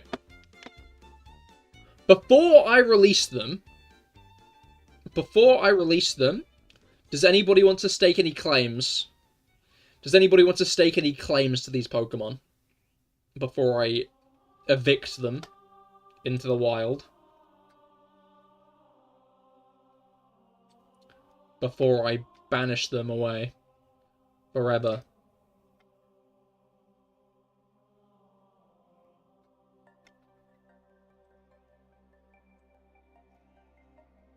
Okay, you have to give them all kisses before you do it. Oh, yeah, sure. You're not a big stinky greatsword. You're not a big stinky greatsword, Rob, no. Name on Bruno and never talk about it? Okay.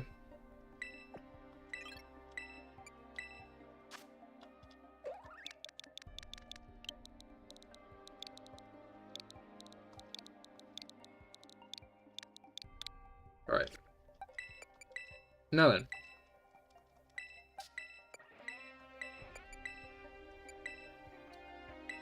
And then we'll get on to the next round of the roulette.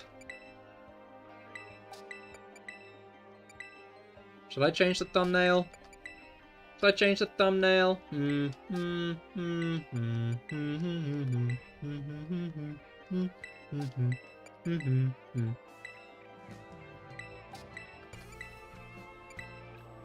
It's a shame that I can't have all of them. And the Ditto and the thing for, like, maximum eggage. Maybe what I'll do is, right? So we're going to get a shiny one of these at some point.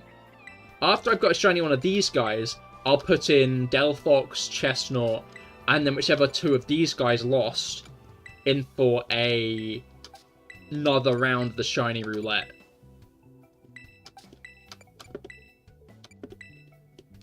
You know?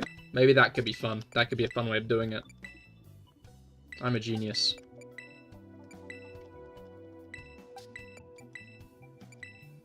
I'm like the content master, really.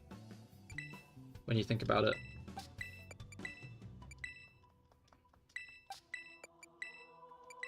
Alright.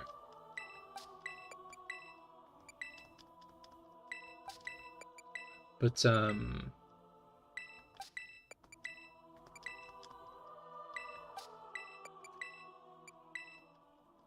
feel like I was going to say something, but then nothing came to mind. Oh well. You know how it is when you're going to say something. When your brain don't work like it used to before.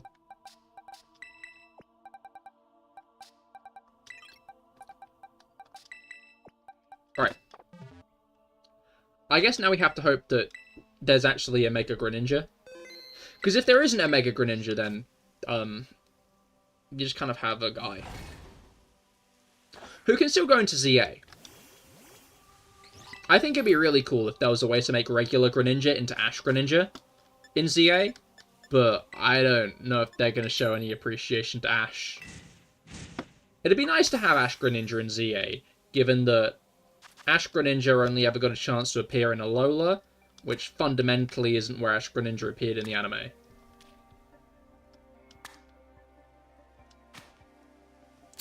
Boom, I made it look like the little thing in the bottom right. You see that little thing in the bottom right? I made it look just like that.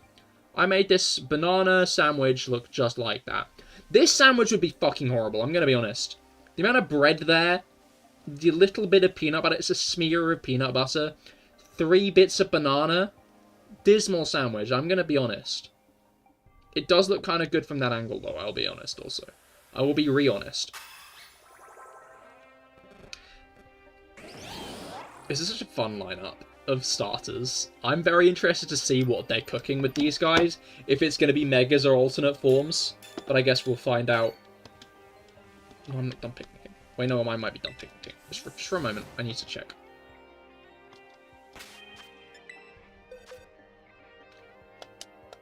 Okay, now I'm in the right box. Alright, I'm going to set the picnic back up, and now I'm going to go to the toilet while some eggs incubate,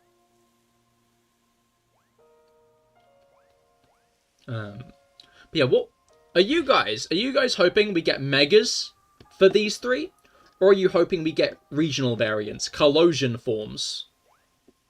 Yeah, they're deceptive like that. True, actually.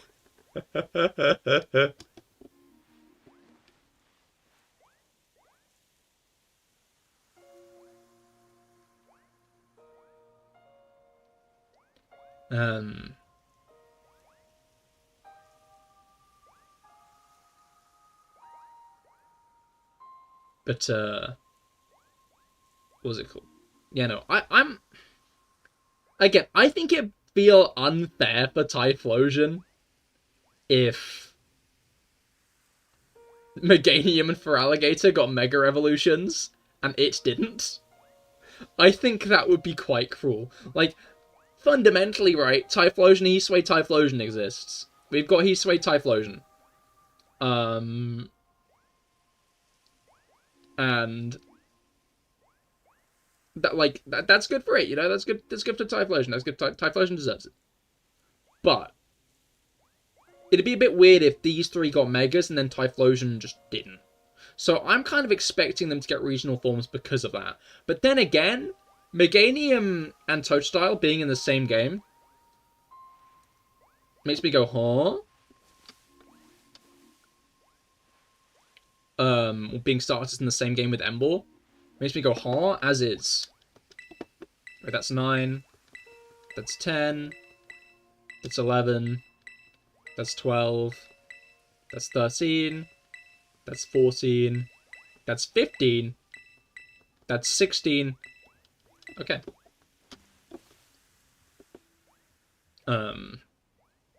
Like, the thing I really like about us getting Meganium, Feraligatr, and Emboar as the starters here is it's just unpredictable. It really kind of makes a statement that, like, it's almost as if the Pokemon Company are actively trying to make the statement of, you don't know what to expect from these games. You don't know what we're going to do in these games. You can try and believe that we're doing specific... Why is Meganium inside me? You can try to, like, predict, but odds are we're getting shit out of left field, right? And that's what I like. That's one of the things I do like about this starter trio. I know a lot of... I don't know. I'm surprised by how much hate the starter trio got. Like, I wonder if it was Snivy, Emboar, Totodile, instead of Chikorita, Totodile, Emboar. If this starter trio would get any hate at all. Or if it's just because they... Can you shut up? Like, I'm a bit of a hater. But if you keep on making these noises, I'm going to be a bigger hater, okay? Will you listen to me? Will you listen to me? Can you shut up? For just a second. He's just talking. Thank you here, bully. Look, I was talking. I was talking. And I got interrupted. Shush!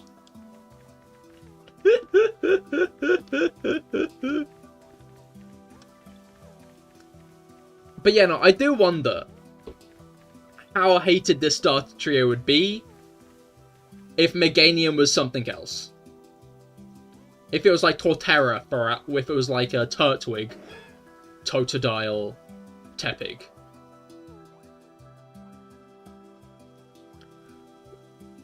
Well, if it was Grookey, then I'd be the one hating. Oh, that's actually a good point. It could have been Grookey, Totodile, Emboar. But like, I didn't realize Emboar had so many... Like, no, I feel like...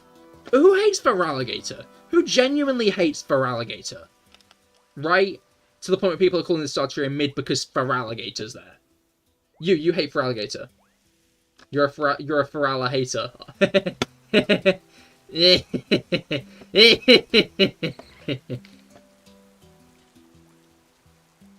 Interesting.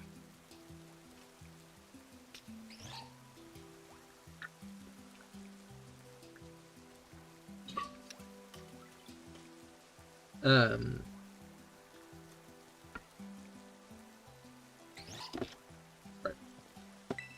17. 18, 19, 20, 21, 22, 23. Wait, let me just quickly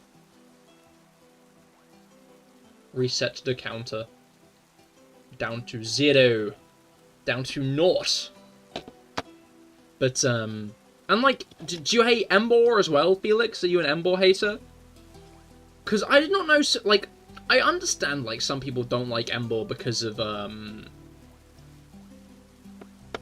fact it was our 3rd firefighting starter on the trot. Like, people were quite dissatisfied that we got 3 firefighting, because, like, they wanted more diversity in the starters. But Tepig is my favourite fire starter. Usually I'm water only, but something about the pig always gets you. Interesting. Yeah, I don't really think I have an allegiance.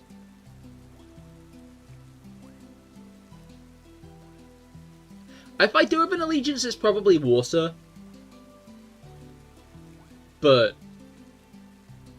even then, like, Score Bunny over Sobble.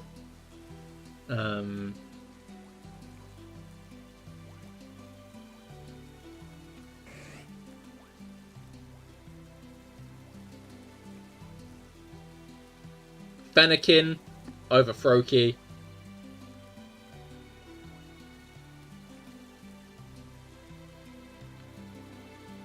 Sometime, I don't know, I used to be a big Blastoise hitter, but I don't know if I am these days. It's weird because I do like it because of most of Unova, but I'd never pick it. Not even a consideration because Snivy and Oshawott are my favourites. I think most fire type starters are a lot though, so Ember ends up like 3rd last. I see, oh no.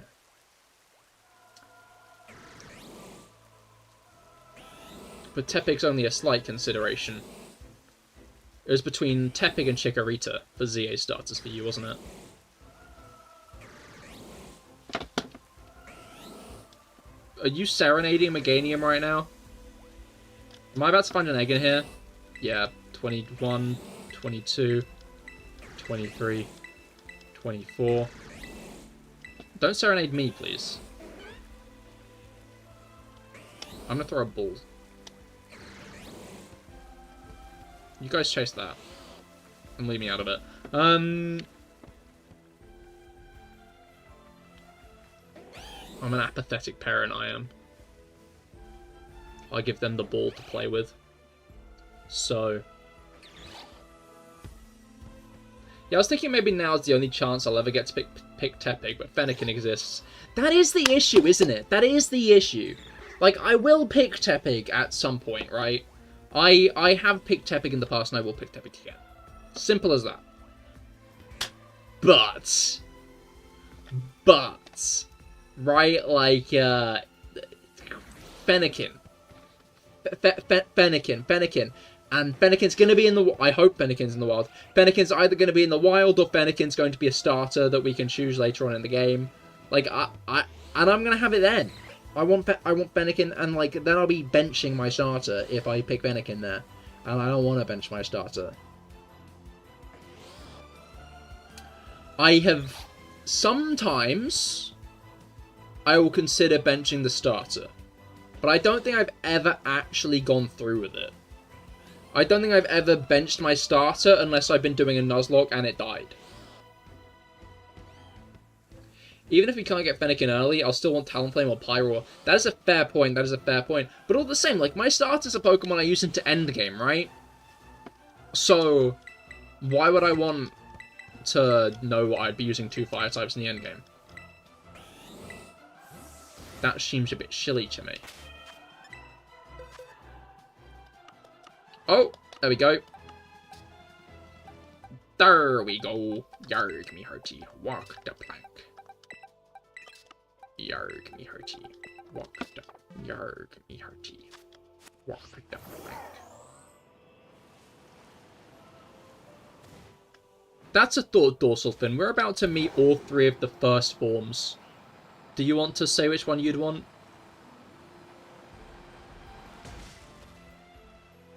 So the Ogo is real me when I'm watching Shrek.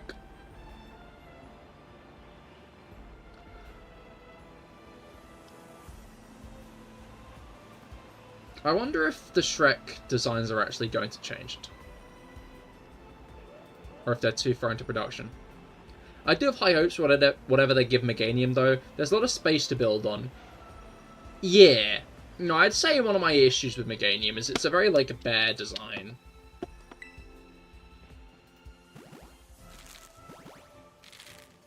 Bit too shrimple, innit? Speaking of! Oh, that's a thought. I want to check what balls I'm looking at. There's a solid chance I caught Chikorita in a Pokeball, I'm going to be honest. Oh no, I caught it in a nest. We got some good balls here. We got some good balls here. You thought we would have bad balls? We have good balls. They call my balls. Hello, it's Cahir's balls.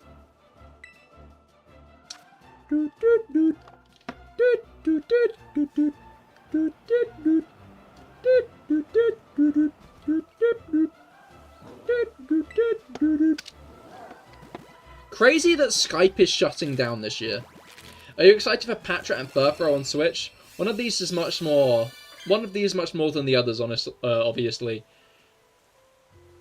I know someone who's really excited for Patterrz on Switch.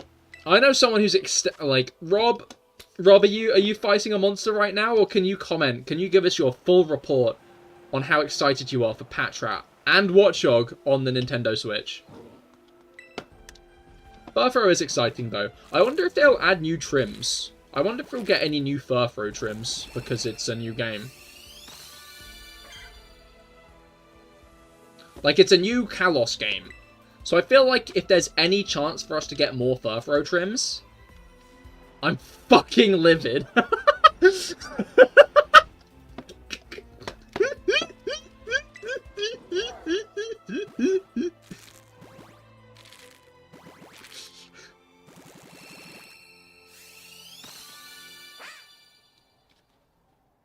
Fair enough.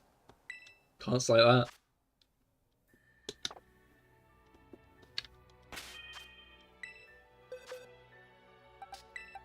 So many Chikorita in this round. But Rathu, they got those scary eyes. They do a bit. Also, can I borrow Dorsal? I lost a chest. I don't know. Can you borrow Dorsal? Borrow. Why is borrow Dorsal confusing to my brain?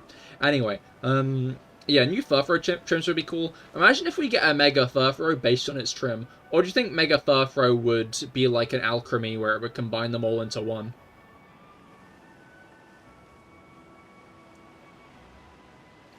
May you borrow Dorsal? I didn't even do the thing.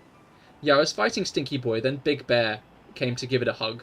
So stop fighting Stinky. And now killing Bear instead. That's fair. Bear has cooler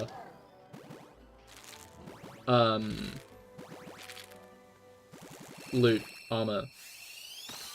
3 of its armor pieces give you a skill called Free Meal, which means when you drink a potion, it doesn't drink a potion, and that was my favorite for quite a while, I'll be honest. I kept a piece of that armor on until very late into the game. So potion spam. I mean, you're not going to want to spam potion because you're going to want to be attacking, but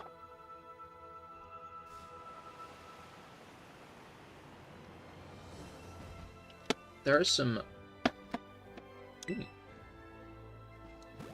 very good skills in Monster Hunter Wilds, though. Although they seem to have taken attack up away. There is no more attack up anymore. Which is quite devastating.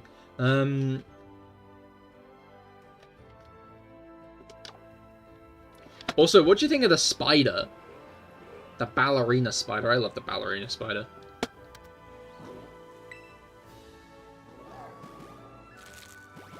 You need bear armor, yeah?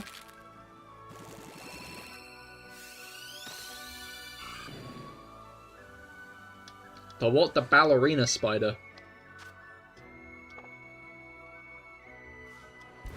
Don't you know the ballerina spider, SFA? I found out today that arachnophobia mode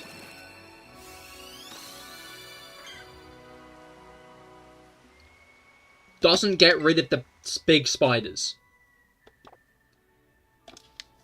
Like, there's this giant spider monster, and it just doesn't do anything. It's still a giant spider. Apparently, the spiders it edits are little spiders. It turns little spiders into blobs. And it's like, okay, that is something. You've done something there, right? I'll give you that. But I feel like arachnophobes are going to be a bit more frightened by the bigger ones. Right? The giant ones are going to be the ones that people are... Not the small ones, the fucking huge ones. Does Impressive paralyze you a fair bit? I'm not sure I did get paralyzed by it, but I did use its weapon for a while. That's why mods exist? I mean, you could say so. But... like, the game has an arachnophobia mode. There is an arachnophobia mode in the game. And it doesn't get rid of the big spiders. So, what's up with that?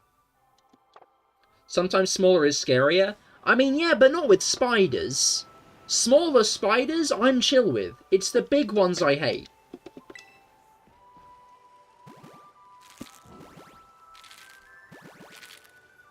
That's the thing, quite nippy, that thing. So Greatsword not the best against it. Oh, that's a fair point. Yeah, no, I used the Switch Axe, so... It depends how big. Is there like a danger zone for you, Felix? Like, are you fine with tarantulas? Because I know some people, right? Some people are starting to... Some people are starting to get fine with tarantulas because people keep those as pets, right? Some people have, like, pet tarantulas, and I'm not entirely gonna slate that, right? Like, I'm not against that, but...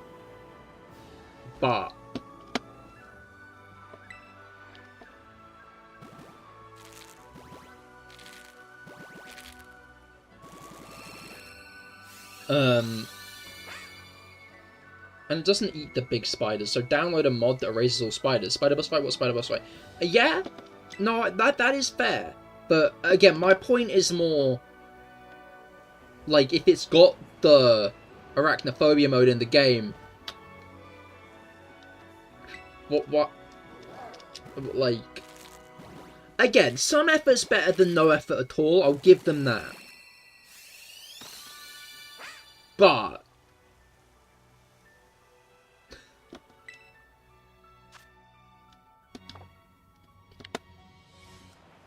However...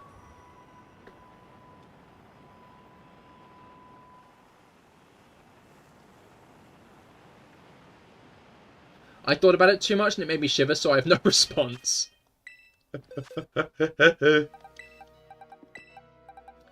Felix used to have a safe spot for spiders, to have a danger zone for spiders. Not anymore. Have you seen those videos of tarantulas using their fangs to hold on to, like, that guy's hand?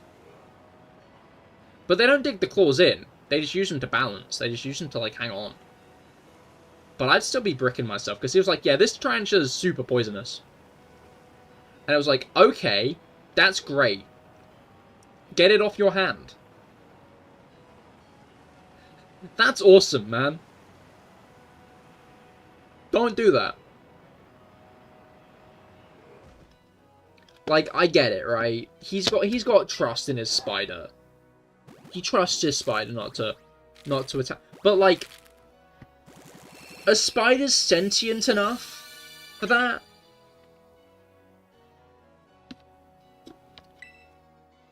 Like, do spiders have enough going on through their heads for for that. Because I don't trust that they do. I'm not sure any insect is capable of higher levels of thought. I'm just not.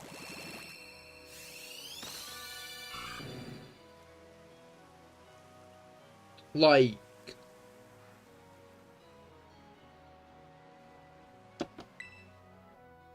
I just don't believe it. If you can show me an insect genuinely thinking something through, then maybe I'll change my mind. I think some animals can, right? Like, don't get me... Like, dolphins and elephants, definitely those guys. Crows, I feel like they're getting there. Pigeons. But I don't know why I'm saying it like this, because obviously, like, a lot of creatures can have high... I'm not sure spiders are one of them. Crows? Crows are smart as hell, Pip. Crows, if you harass a crow, it will tell other crows, and they'll all hate you. You can train crows to, like, pick up money and bring it to you for food. Because crows have no concept of money. Oh, yeah, no. I'm not saying crows are dumb. I'm saying crows are really intelligent. Right? You like corvids? Corvids are cool. My rabbit was so thoughtful and contemplative, I think she genuinely understood every word. Yeah? Spiders. I don't think spiders are part of that, though. I don't believe spiders are part of that. Rabbits, I can believe it, right? Making a web, gotta be smart for that. I don't know.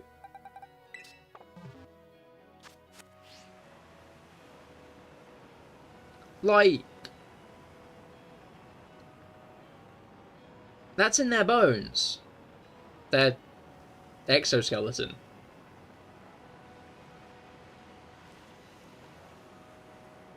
Jumping spiders. I did hear that they were smart, but I don't know, man. It's still a spider.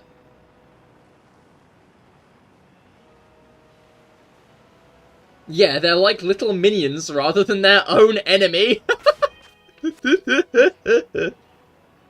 That's why it's called a murder of crows. Not really, but that's how I can think of it. That's fair. I always think of it as murder of crows, because murder of crows sounds cool as hell.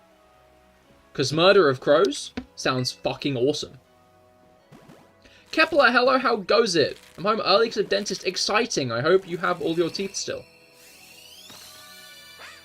I'm shiny hunting for the Pokemon Legends ZA starters at the moment. I got a shiny Froakie earlier.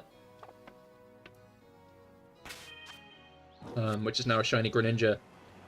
And then I put it to a poll. I put it to democracy on whether we'd gather more of the Kalos starters.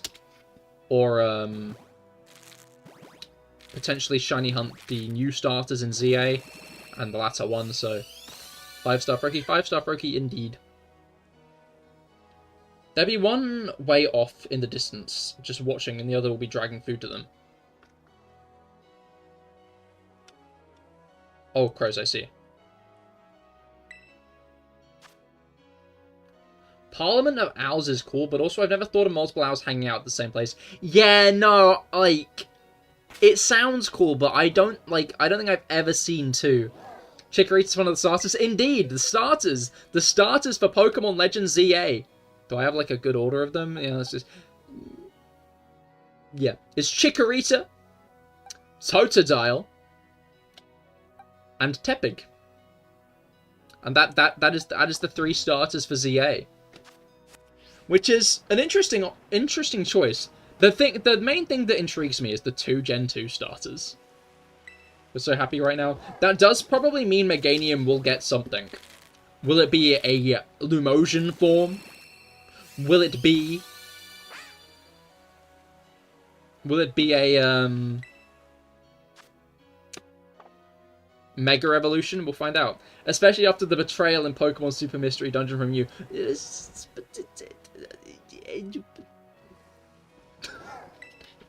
That is a good point. Me contemplating choosing Chikorita in Legend ZA is very much a,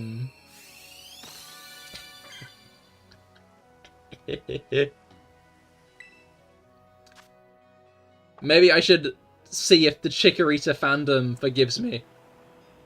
The Chikorita fandom is willing to consider forgiveness. Which, Kepler, are you? I like a lamentation of swans. I'm not sure who's lamenting swans, but it's funny. Probably the king. The council shall decide your fate, exactly.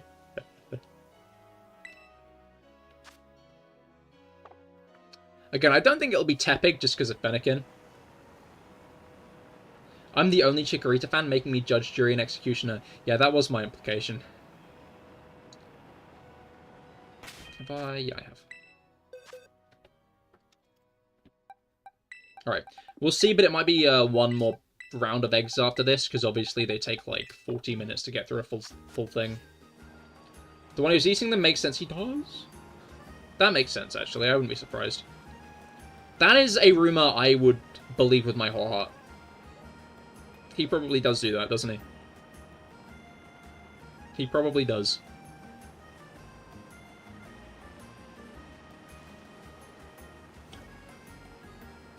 Also, Twitch chat, you guys have to agree with me for the bit. Next shiny, name it Klee. No, this isn't a Genshin stream, though. So this isn't a Genshin stream, unfortunately.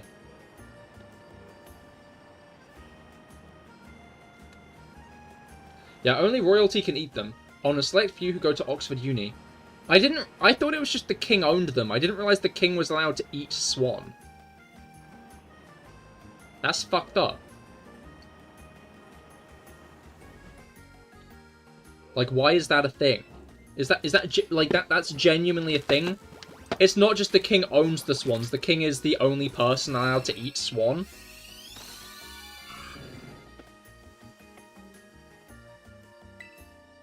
What does shiny Totodile look like? Because I keep on seeing them and going, oh. Like, is there any, like, clear... Okay, no, it's rather turquoise. Shiny Totodile is rather turquoise. In the grand scheme of things. I think I would be able to tell.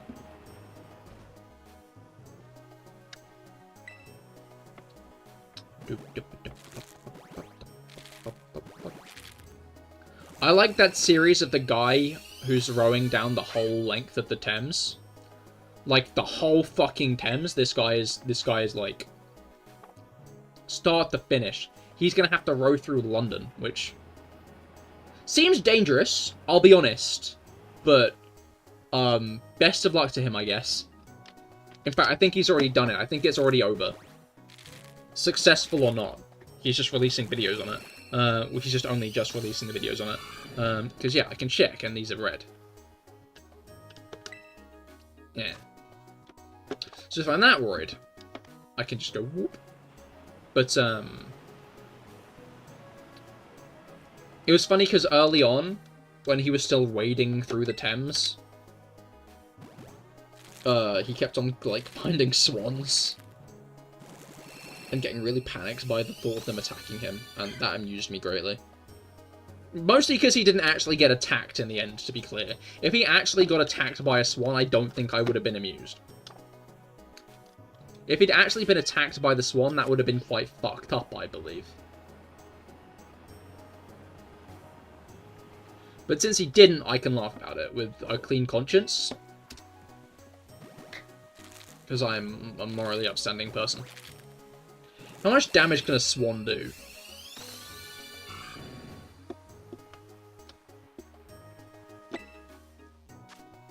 I just had a stream idea. For if you ever visit or move here, Pip. I just had a really good stream idea. For, if you ever pop across the pond.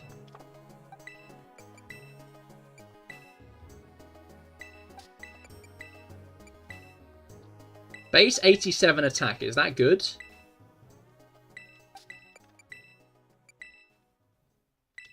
Ish? Like, generally, for like a good attacker, you'd want to be breaching 100. But are you gonna make me fight a swan? Well, I'm not going to say what's going to happen, because that would be a spoiler.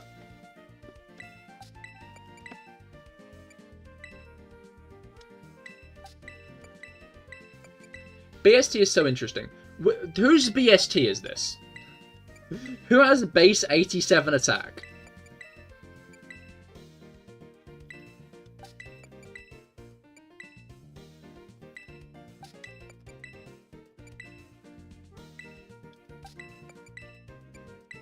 That's Swanna. I've always considered Swanna more of a special attacker.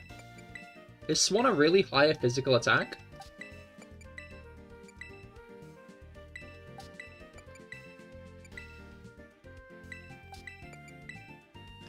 I'm really interested to see how many new characters and how many returning characters there are going to be in CA. It's time for a cage match? Exactly. Although, I think we should have one on land and then one in the water. Just to, like...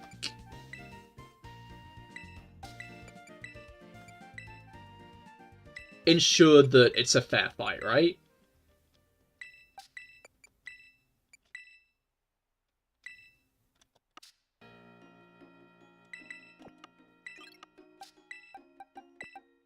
And then if, like, Pip wins one and the Swan wins the other, then what we can do is we can have, like, a tiebreaker. We'll flip a coin to see where it is.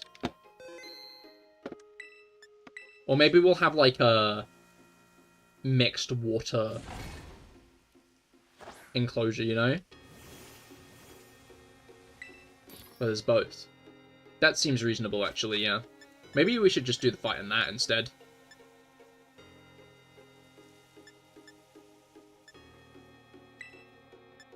I was just confused by the Master Jam sandwich for a moment there, but you know how it is. But,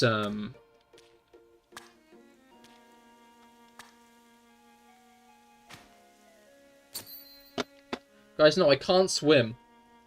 I can't do whatever British tradition you're talking about. You can't swim? Well, you better start learning then, Pip.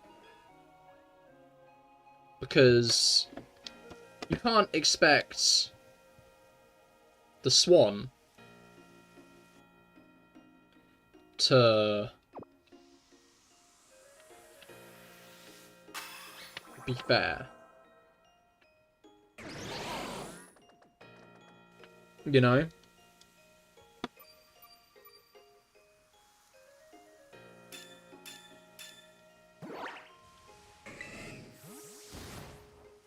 I didn't mean to, but I should have anyway, so it's fine. Like, swans are vicious. That guy was afraid of the swan for a reason, I'll be honest. You know, like, geese? Geese aren't nice either. Swans are like... I've always considered swans and geese in the same subclass. You know? In my head, swans and geese have always been, like, in the same, like, grouping in my head. Geese honk, though. Swans hiss.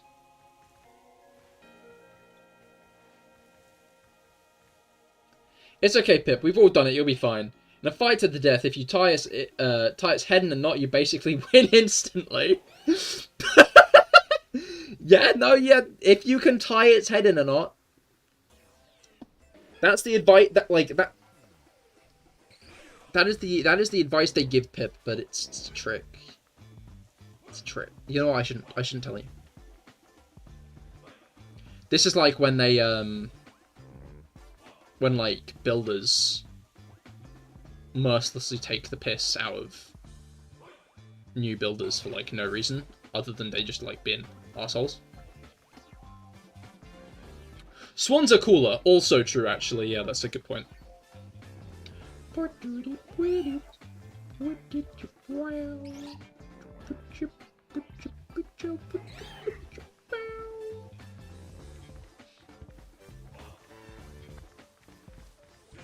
I was like, man, how much have I drunk? And then I kind of like, I think I'm like, I've drunk more than you'd expect, you know?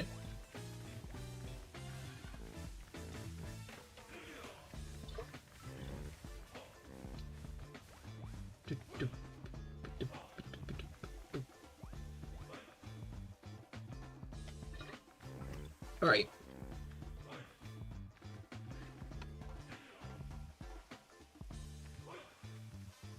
Sweetie. Weirdy, down. Sweetie. Oh! Where am I? What the fuck's going on?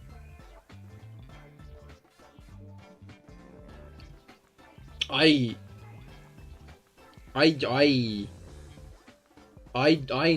was not there for the last minute. I'm gonna be honest, lads. I just wasn't here. I'm gonna keep it 100%. I don't know where I was. It was not. It was not in my body. I was not.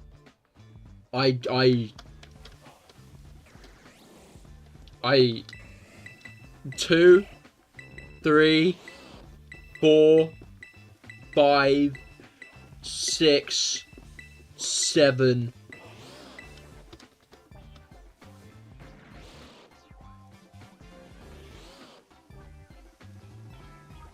Okay. Are you good? Okay, just going away. All right, that's fine. Full time. I wonder how many starter megas we're gonna get. Cause is it just gonna be the Kalos ones? I don't know. Bluntly put, right? I really want Alolan starter megas. I really want the Alola lads to get mega evolutions. But I doubt that they will if Typhlosion's actively being swapped for Emboar. They're swapping Typhlosion out for Emboar, then I don't think they're going to give us Mega Primarina, Decidueye, and Incineroar, because Decidueye already got a new form. Are you good, man? Are you alright? I'm just going to leave him to it. Are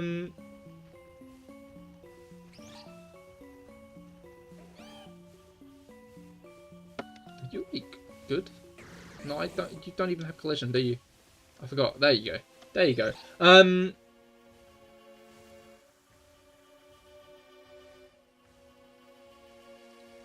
I also think it'd be a little bit silly if we got even more starter mega evolutions, because to be fair, we have we already have the Mega Kanto starters. We're probably going to get Mega Kalos starters. I hope we get Mega Kalos starters. And I'm still interested to see if we're going to get the Mega Hoenn starters. Like, I wonder if there'd be, like, a post-game only thing, maybe. Just because they're, like, a Hoenn Megas. But I guess we'll find out the hard way, innit? None of them were shown in the trailer. The only starter mega shown in the trailer was Charizard, though.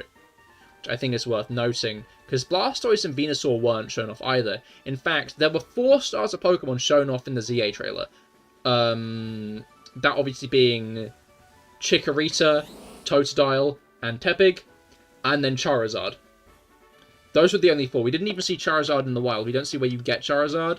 So I'm interested to see if those are going to be in the wild or not. Wait, 8, 9, 10, 11, 12. Yeah, so I'm interested to see if those guys are actually going to be in the wild or not. Or if they're going to be... Like, imagine if there are side quests and shit where you can get the starters. Because that would be really cool. I really hope they bring side quests back. Like, proper side quests back. I feel like Legends Arceus had side quests. These games are kind of made to be more in line with single-player playthroughs.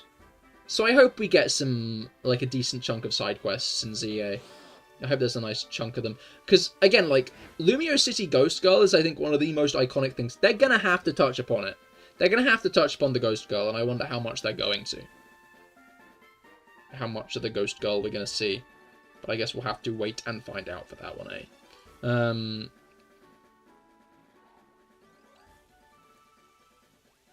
But yeah, no, I'm very interested to see how the plot and story play out. I think I might have said this on stream already, but I have a firm bet for the plot of the game, for what's happening. And that's Quasarico! Quasarico! I think it's Quasarico. Quasarico? I'm pretty sure it's Quasarico. Those guys. Quasartico, that's it. Quasartico. Which, if you'd notice, is an anagram of Rayquaza. But, yeah, Quasartico, they very much smell of the twist villains of the game. Like, again, said it before, say it again. Every Pokemon game since Gen 5 has had a twist villain. Every new Pokemon game since Gen 5 has had a twist villain. Every one of them.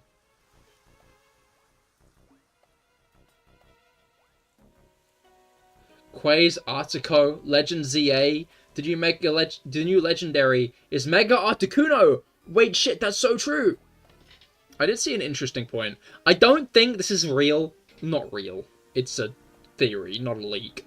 I don't think this is anything to buy into, but someone said that... I don't even think someone said it, actually. Rayquaza. It ends with an A.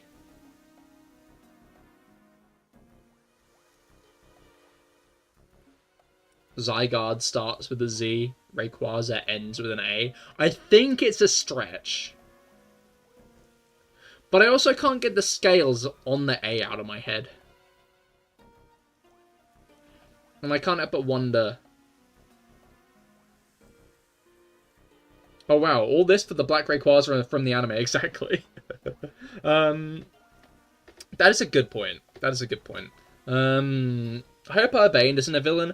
I don't think Urbane will be a villain. Also, interesting thing about Urbane and Townie? Can't remember her name, like her exact name. But,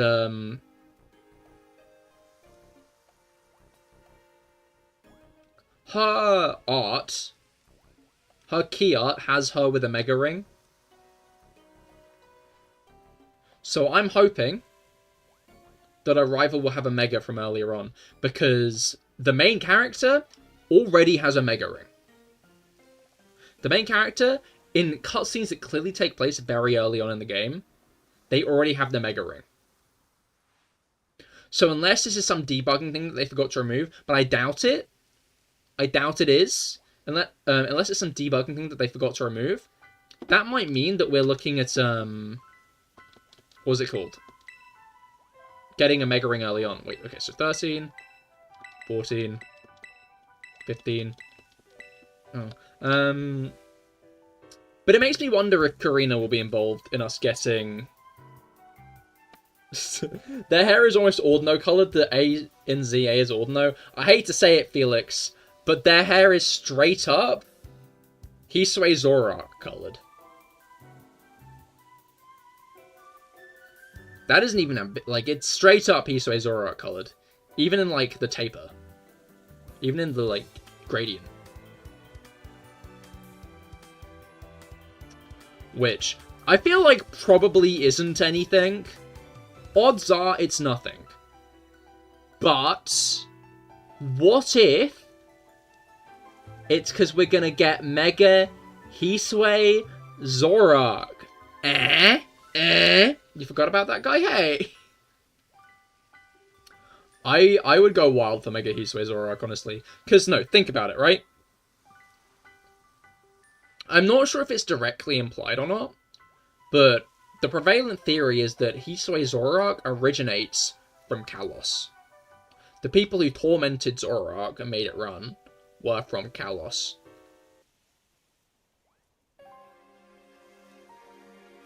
So I think Hisui Zoroark isn't entirely off the menu in Kalos.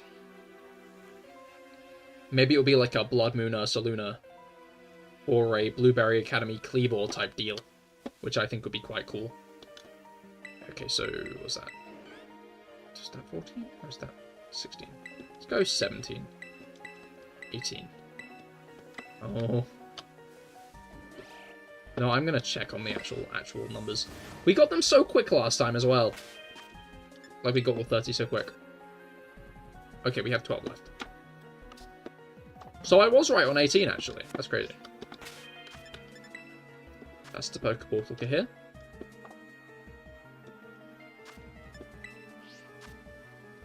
But yeah, what was I saying? Right, yeah, no, I bet the plot of the game. Quasartico, right? They're leading the Lumiose redevelopment project, where they're introducing Pokemon into Lumiose City, make it more of like a naturist city. That makes sense, very like strong environmentalist message, you know. A lot of people are suggesting that we add more green to our urban areas. So like a kind of game about adding more green and wildlife to urban areas makes a lot of sense. That's quite logical. It very much sticks in with the what's it called? Like it very much like fits with like the general kind of like more environmentalist messages that Pokemon have these days. Makes sense, is logical, exciting.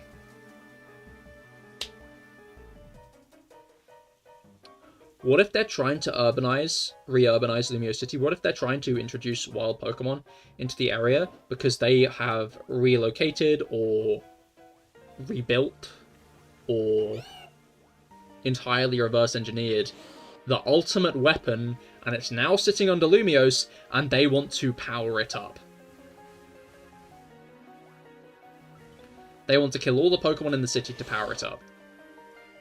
Now, obviously, the main way to go, right, would be Quasartico or maybe an offshoot of Team Flare, related to Team Flare somehow, or they just seek killing everyone for some reason. Or maybe, what is her name? It's a simple one, it's Z... What is it? Jet. Z. Yeah, Jet. Maybe Jet lost a Pokemon that she loved a lot, and she wants to bring it back to life. I think that's my current thought. The Eiffel Tower is the ultimate weapon. I don't think the Eiffel Tower is the ultimate weapon, but I bet if the ultimate weapon does come back in ZA, it will be in or underneath Lumiose Tower. Probably on top, honestly. Because I think it would make for a good, like, set piece for the end of the game, right? Because Lumiose Tower is fundamentally going to be, like, the... what's it called? Mount Cornet of the game. And it's a Pancham or Baneri like the guy's hair, right? Right? Maybe! That is a good call. Now...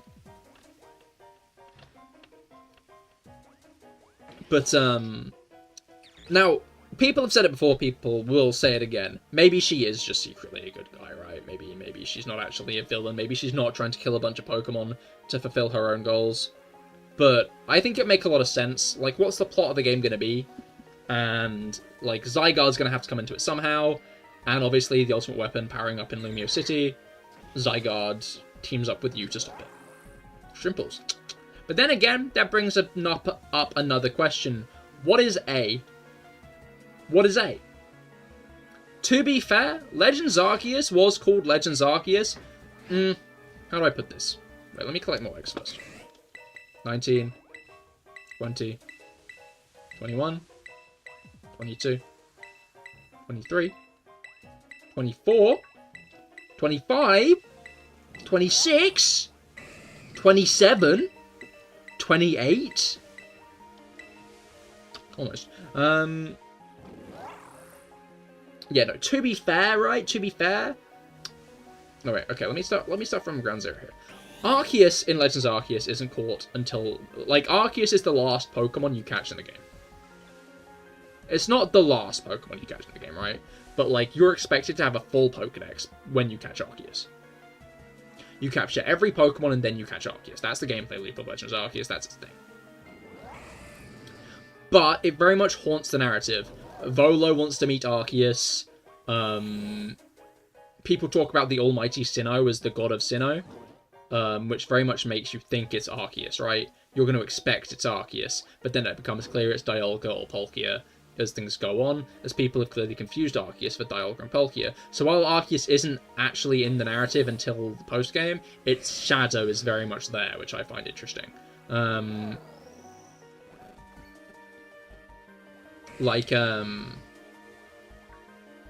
What's it called?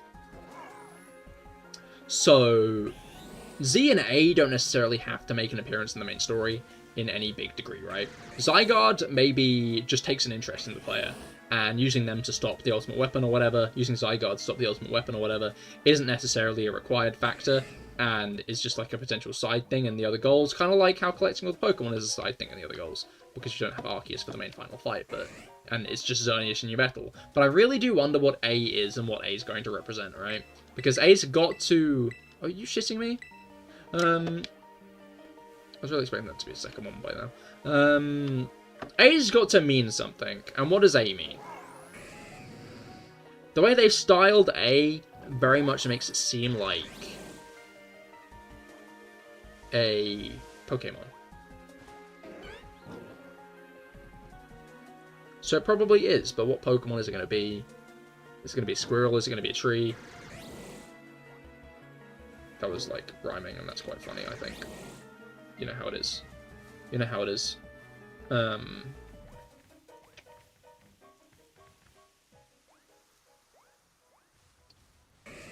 Because, like, I wonder if we'll get any hint as to what A is. Because there's no real reason to give us a hint as to what A is, right? They could leave us wondering. Because I think... For fucking real. Game Freak must know how anticipated Pokemon Z is as a game, right? Legends Arceus did not advertise itself on anything new. It just advertised itself on Arceus being in it, and it being a Pokemon game set in the past. Those are like the main things that Legends Arceus advertised itself on. So I bet ZA might advertise itself being set in the city. I think it's quite clear that that's, like... Pokemon Legends Arceus was obviously, like, the USP of it was obviously Pokemon set in the past, by the fact that that's what they led in with. When they displayed that trailer, when they displayed what Pokemon Legends Arceus was about, they kind of led in with, like, the whole, this is a Pokemon game set in the past. It's set in Hisui. It would later become Sinnoh, but it isn't Sinnoh yet. That was, like, its advertisement. That was its thing. That was its dub. So I think it's quite interesting that we're now going to Legends EA, because it's like we're going to the opposite end of the spectrum. Initially, we started in a wild... Wait, no, that's peak. That's peak, actually. Wait. So, Pokemon Legends Arceus, right, was set in a... How are there this many? Okay. Pokemon Legends Arceus, right, was set in a region that was entirely uninhabited and wild, right? The people there lived in small little tribes where they more or less feared Pokemon. Well, no, they didn't really fear Pokemon much, but Pokemon were a thing to be feared. They were a dangerous thing in this wild, untamed world. Legends ZA is the opposite. Legends ZA is, instead of humans trying to establish themselves in a Pokemon world, it's humans trying to establish Pokemon back into their world. It's an urbanized city area where all the wilderness is man-made and man-constructed. Legends ZA is the opposite of Legends Arceus. That's actually so peak. I love that. I had not considered that, and now I have. That's correct, actually. That is absolutely correct.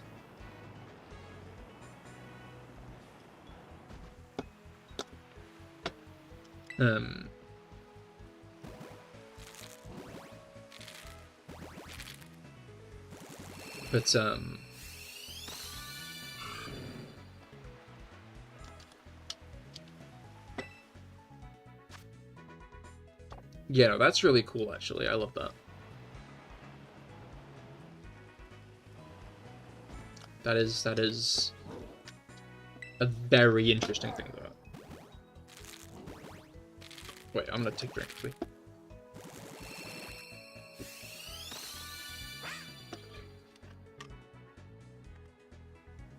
yeah, no.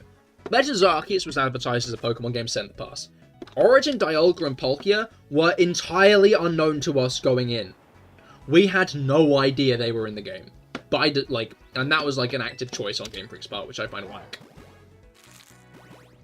And really cool, actually. Like, they just... Because... There have been points... Like, Eternatus wasn't teased, right? We didn't know Eternatus was going to be in the game. We didn't know the Ruinous Pokemon were going to be in Scarlet Violet. But... For the main box legendaries of the game... To...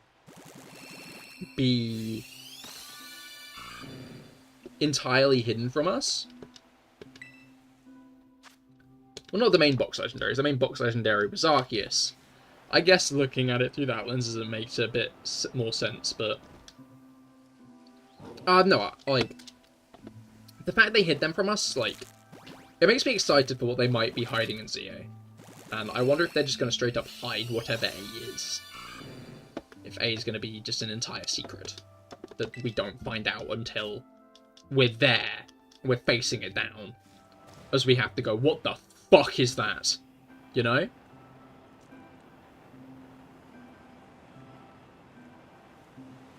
But I guess we'll find out as the hype cycle continues. I'm interested to see what the box art for ZA is going to look like. I saw some hypotheticals where it was very blueprint based, and I wonder if it will be like that. Or if it'll be kind of like Legends Arceus's, where it was a much more artsy... Where it was a much more like artsy box art that's kind of focused on... I think big picture is Spritzy. Maybe you're right, Felix. Maybe it'll be like a regular Pokemon box art, but Spritzy will be on the center. If it's like the Arceus box art, your Loki might be cooking with Spritzy. Spritzy might be on it.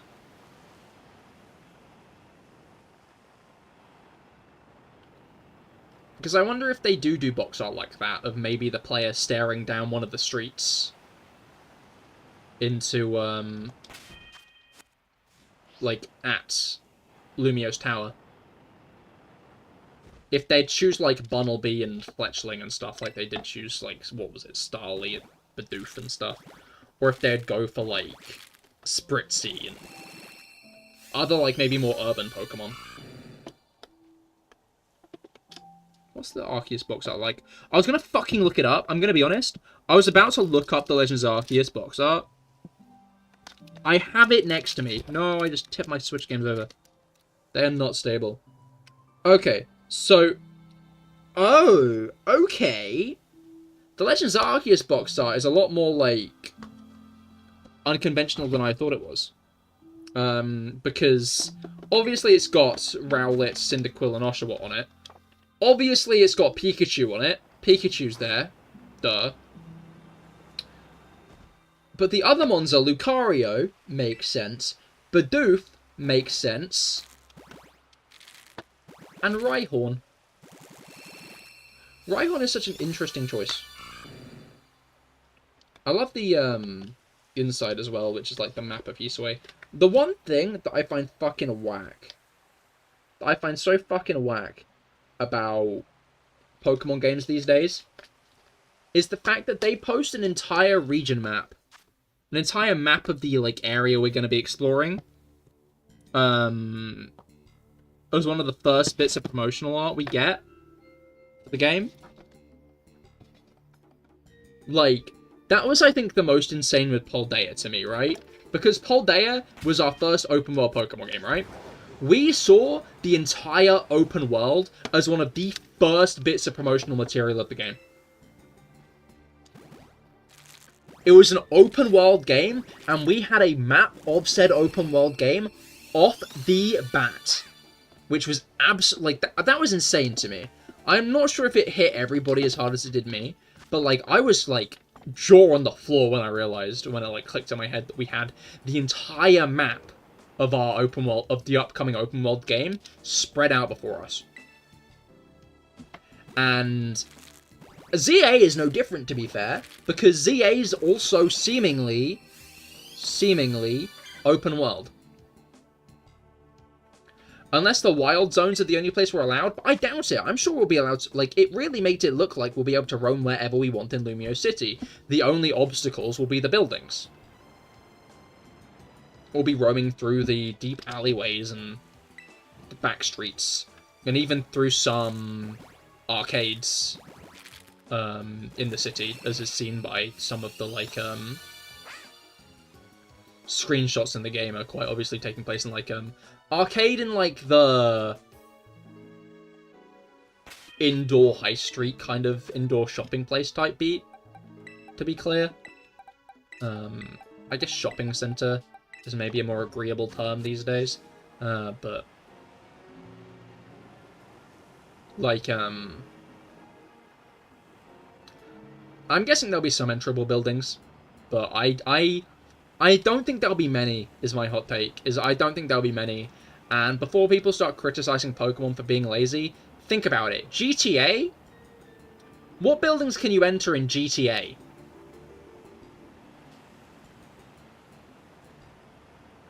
Like, the convenience stores. The apartments, and shit, right? You go into an apartment, and it takes you right to the top floor. It takes you, not right to the top floor, right to your apartment. There are garages around that you enter. Like, the amount of buildings there are that are enterable in GTA is quite low. So I wonder if, there will be many enterable buildings in Legends Arceus. Nope, Legends ZA. Legends Arceus.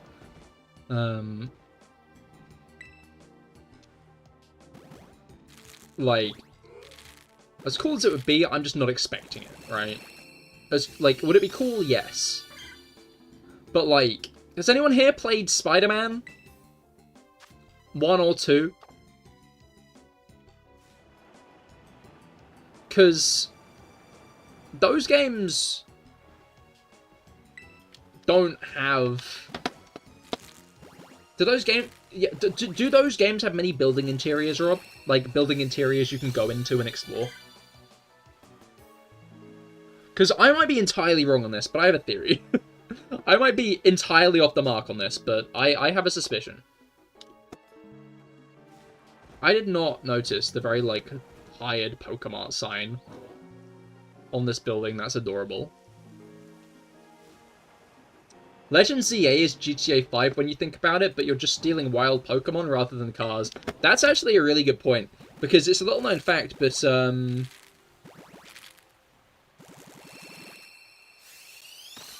I can't remember the name of the place in GTA. But it's actually based... Los Santos. Los Santos is actually based on Paris.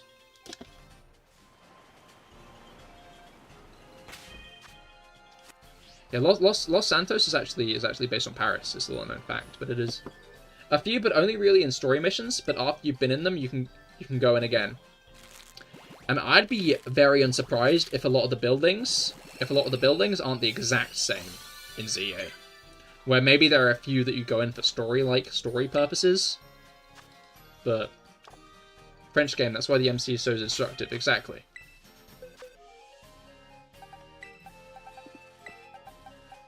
But, I'd nuke civilians for no reason too if I were French. Yeah.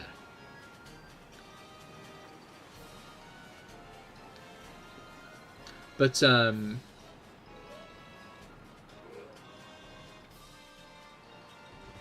was it called? Yeah, no, I would be surprised if we get many interiors. I'm guessing it's just going to be key locations.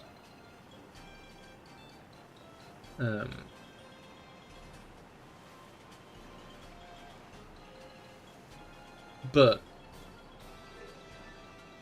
I'll be honest, it was, when Heroic Deeds was mentioning it, it made me properly realise that we might be in for some actual proper Pokemon boss fights with opposing Pokemon in ZA because of that battle style. And I really hope we are. I really hope we are. Because, like, if we're maneuvering our Pokemon around and shit, right? We have a door open for some, like, proper big fights with Pokemon. Like, we might... Let's, like, imagine, like, a hypothetical, like, Zygarde fight where, like, Land's Wrath is, like, a straight-up Earthquake technique where you need to, like, switch to a flying Pokemon or something to avoid it. Where Thousand Arrows is, like, a genuine, like, attack that rains down from the sky that you need to, like, try to avoid. And, like, you can see it charging up every time, and then you have to, like, actually try to, like, get out the way of it. I mean, I guess it's easier to say, you know, the boss fights in Legends Arceus? You know the noble Pokemon in Legends Arceus? What if we get fights like those? But you actually use a Pokemon to fight them instead of yourself.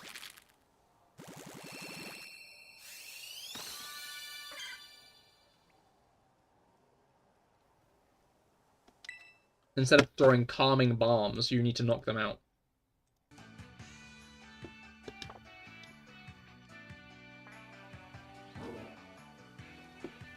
But, I guess we'll find out. I think Noble Cleavor was the only, like, Noble they kind of foreshadowed in Arceus. And I'm not even sure if they showed the fight much, so... But I'm guessing that does mean that we'll get, like, the kind of smatterings, the implication of the plot. The thing I can't help but notice is Lumio City is very obviously separated into 5 quadrants. There are 5 very clear quadrants in Lumio City, each one with a different coloured roof. So I'm guessing that there are going to be 6 boss fights. 1 in each of the quadrants, 1 in Lumio's tower. But I'm interested to see. Again, I'm not sure if I've hashed this theory actually. I've had so many thoughts about this game, and I'm unsure which ones I vocalize. So, Legend ZA, right, is about the urbanization of Lumio City. We know this. This is I'm just saying the ground rules. Additionally, we know that Quasartico, Big Bear dead. Now, congratulations! That boss fight... Oh, wait, no. As in, like, in the story? Is that the Big Bear of the story? Have you fought the Doshiguma story-wise? Or did you just fight another Doshiguma that appeared?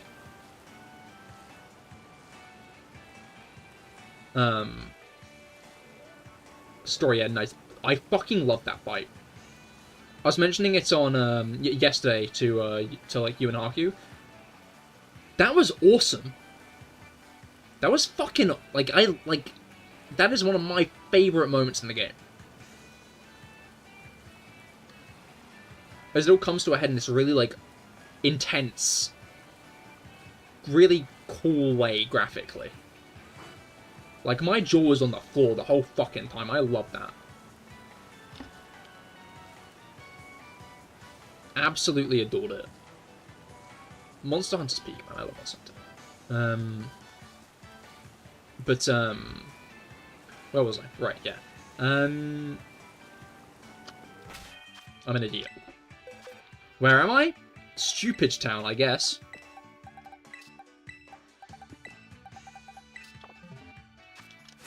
So yeah, Quasartico is clearly like a very big group, and maybe the shots from Quasartico were later on in the story, right? Maybe they were from further into the game, but they wanted to show off Quasartico because they're a big part of the story, right? But, Quasartico's headquarters is across the other side of Lumiose to where you're starting. You can see where you're starting, you can see the station where you start in Lumio City, and Quasartico is quite obviously across the other end. Which leads to one of two things. Number one, those shots were from later on in the game. You explore the game quadrant at a time and slowly unlock more of the city as you progress. Number two, The city is entirely explorable from the get-go, but much like in Scarlet and Violet, there is a general, like, guide, soft guide. Like, Scarlet and Violet fundamentally funneled you through the game in an interesting way by using wild Pokemon levels. Because obviously it got to a point where the Pokemon levels were too high for you, where you'd either be wiping, like getting team wiped by a random Pokemon attacking you, or even if you did capture the Pokemon, they just wouldn't listen to you, which meant that you needed to go back and do the other gyms so you could use the new cool Pokemon you caught. I think that's a pretty interesting way of managing the way you explore the game. I know not everybody's chuffed with it, but I think that's a very interesting, like, method of not necessarily limiting what the player can do, because you don't necessarily feel limited by it, right? But, because you can technically go anywhere, you can technically fight the gym leaders in any order, but, like, it's very much a very clear, like, way of funneling you and keeping you paced.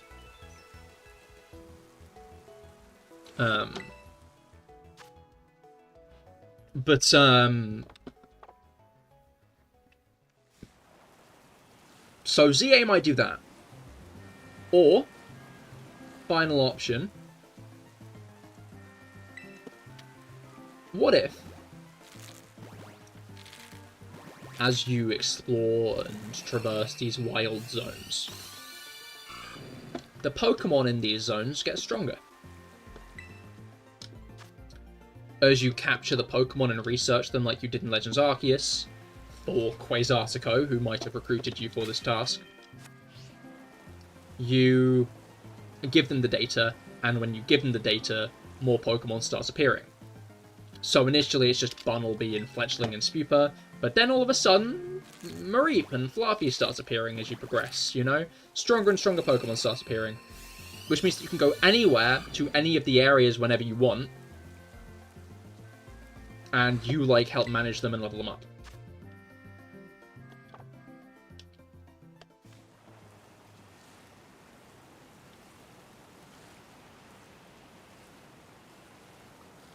Makes sense indeed. And that would also mean you can go wherever you want in the city, and it would also make it a very unique Pokemon experience.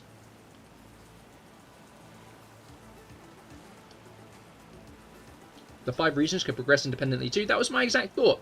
In fact, my thought isn't even the regions themselves, it's the wild zones. We don't necessarily know if each wild zone is going... We don't know if there'll be one wild zone per region.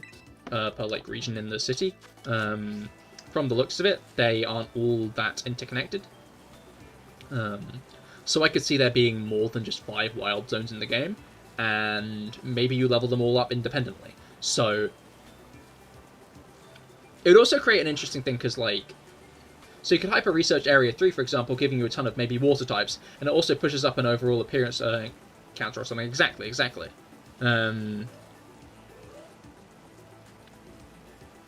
Or you, and, like, maybe as you progress, right, you'll encounter trainers who maybe use more, like, fire types and stuff, and that'll be more I mean, maybe not exactly in that way. I'd assume that to progress in, like, Legends Arceus, for example, made you capture a certain amount of Pokemon before you could progress to the next area. You needed to get permission by capturing a certain amount of Pokemon. Maybe they'll have a similar system where only once all the wild zones are a certain level does Lumiose attract enough attention for the next tournament to open, for example. Because it seems there's going to be some kind of tournament-y thing happening in Lumiose Tower.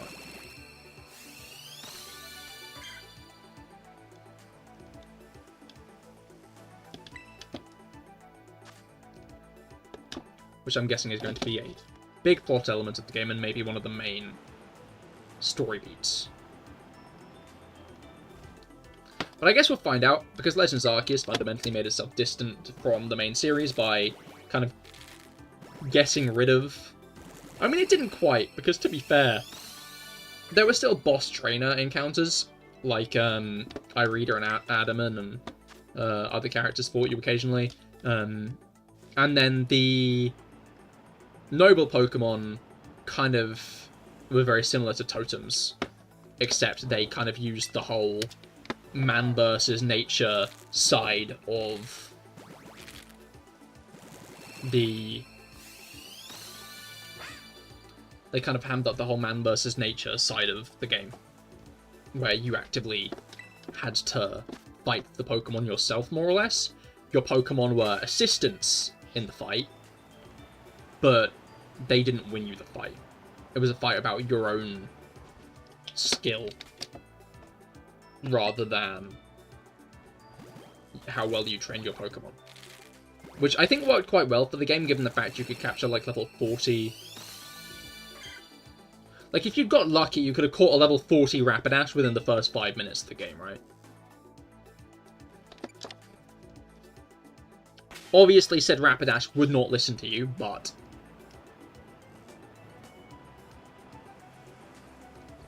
But that final bit of the trailer, just for context, Kepler, it was the Rotom Phone 3 ringing. You can tell it's the third one because it's got 3 cameras as opposed to the 2 in Scarlet and Violet and the 1 in Sword and Shield. And then it said that there's a... What was it called? Exhibition match, I think it was. And then showed a stylized picture of what seemed to be Lumio's tower. Which says to me that there's going to be some kind of tournament involved in the game, and Lumio's tower is going to be the center of it. So, honestly, if there is some kind of tournament, I wonder if we'll see Callum and Serena come back as, like, super bosses in the game. Which I think would be quite interesting. I just wonder if it'll be Callum and Serena of the main character, as in, like, it's the main player, or if it'll be Callum and Serena, the rivals, if that makes sense. But, unfortunately, maybe not unfortunately, maybe fortunately, maybe you're happy. I think that is about time to end the stream. It is 10 to 7, which is quite late. But I still think it might be PvP battles. It's more tactical. I think it's doable.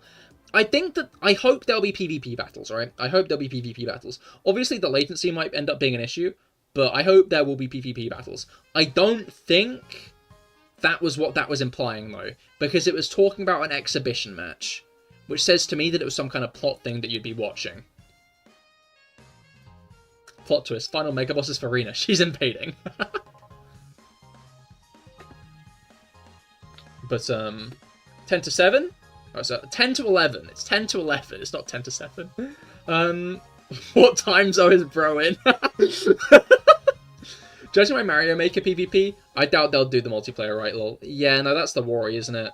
But yeah, I don't think it is. But yeah, thank you all for coming. I hope you all had a great time. I'm gonna send you all over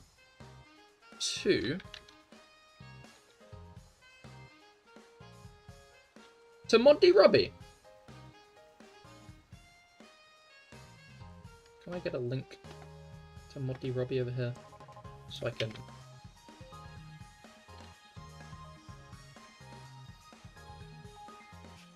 yeah, I'm gonna send you all to I'm gonna send you all to Monty Robbie. Do be kind. He's playing Honkai Star Rail right now, but I believe if you follow him, he might not anymore, but he used to do Pokemon card pack openings for followers. You know what I think Cahir Raid. I think Cahir Raid with Cahir Melodanson. Cahir Raid with Cahir Melodanson kind of has to be it. You know? Still do the Cahir Raid, but find another funky emote to do, you know? You know how it is.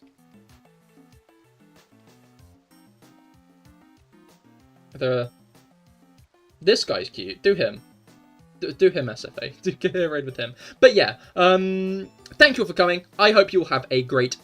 I hope you've all had a great time. I certainly have. Very chuffed with that shiny Froakie. I'll be live again on Wednesday with Genshin Impact and Friday with our Skeledirge raid, so do stop by for that. I hope you all have a great rest of your week. Goodbye. Say hello to Monty Robbie. Well, no, I'll be there. Have a good time at Monty Robbie's. And goodbye and good night.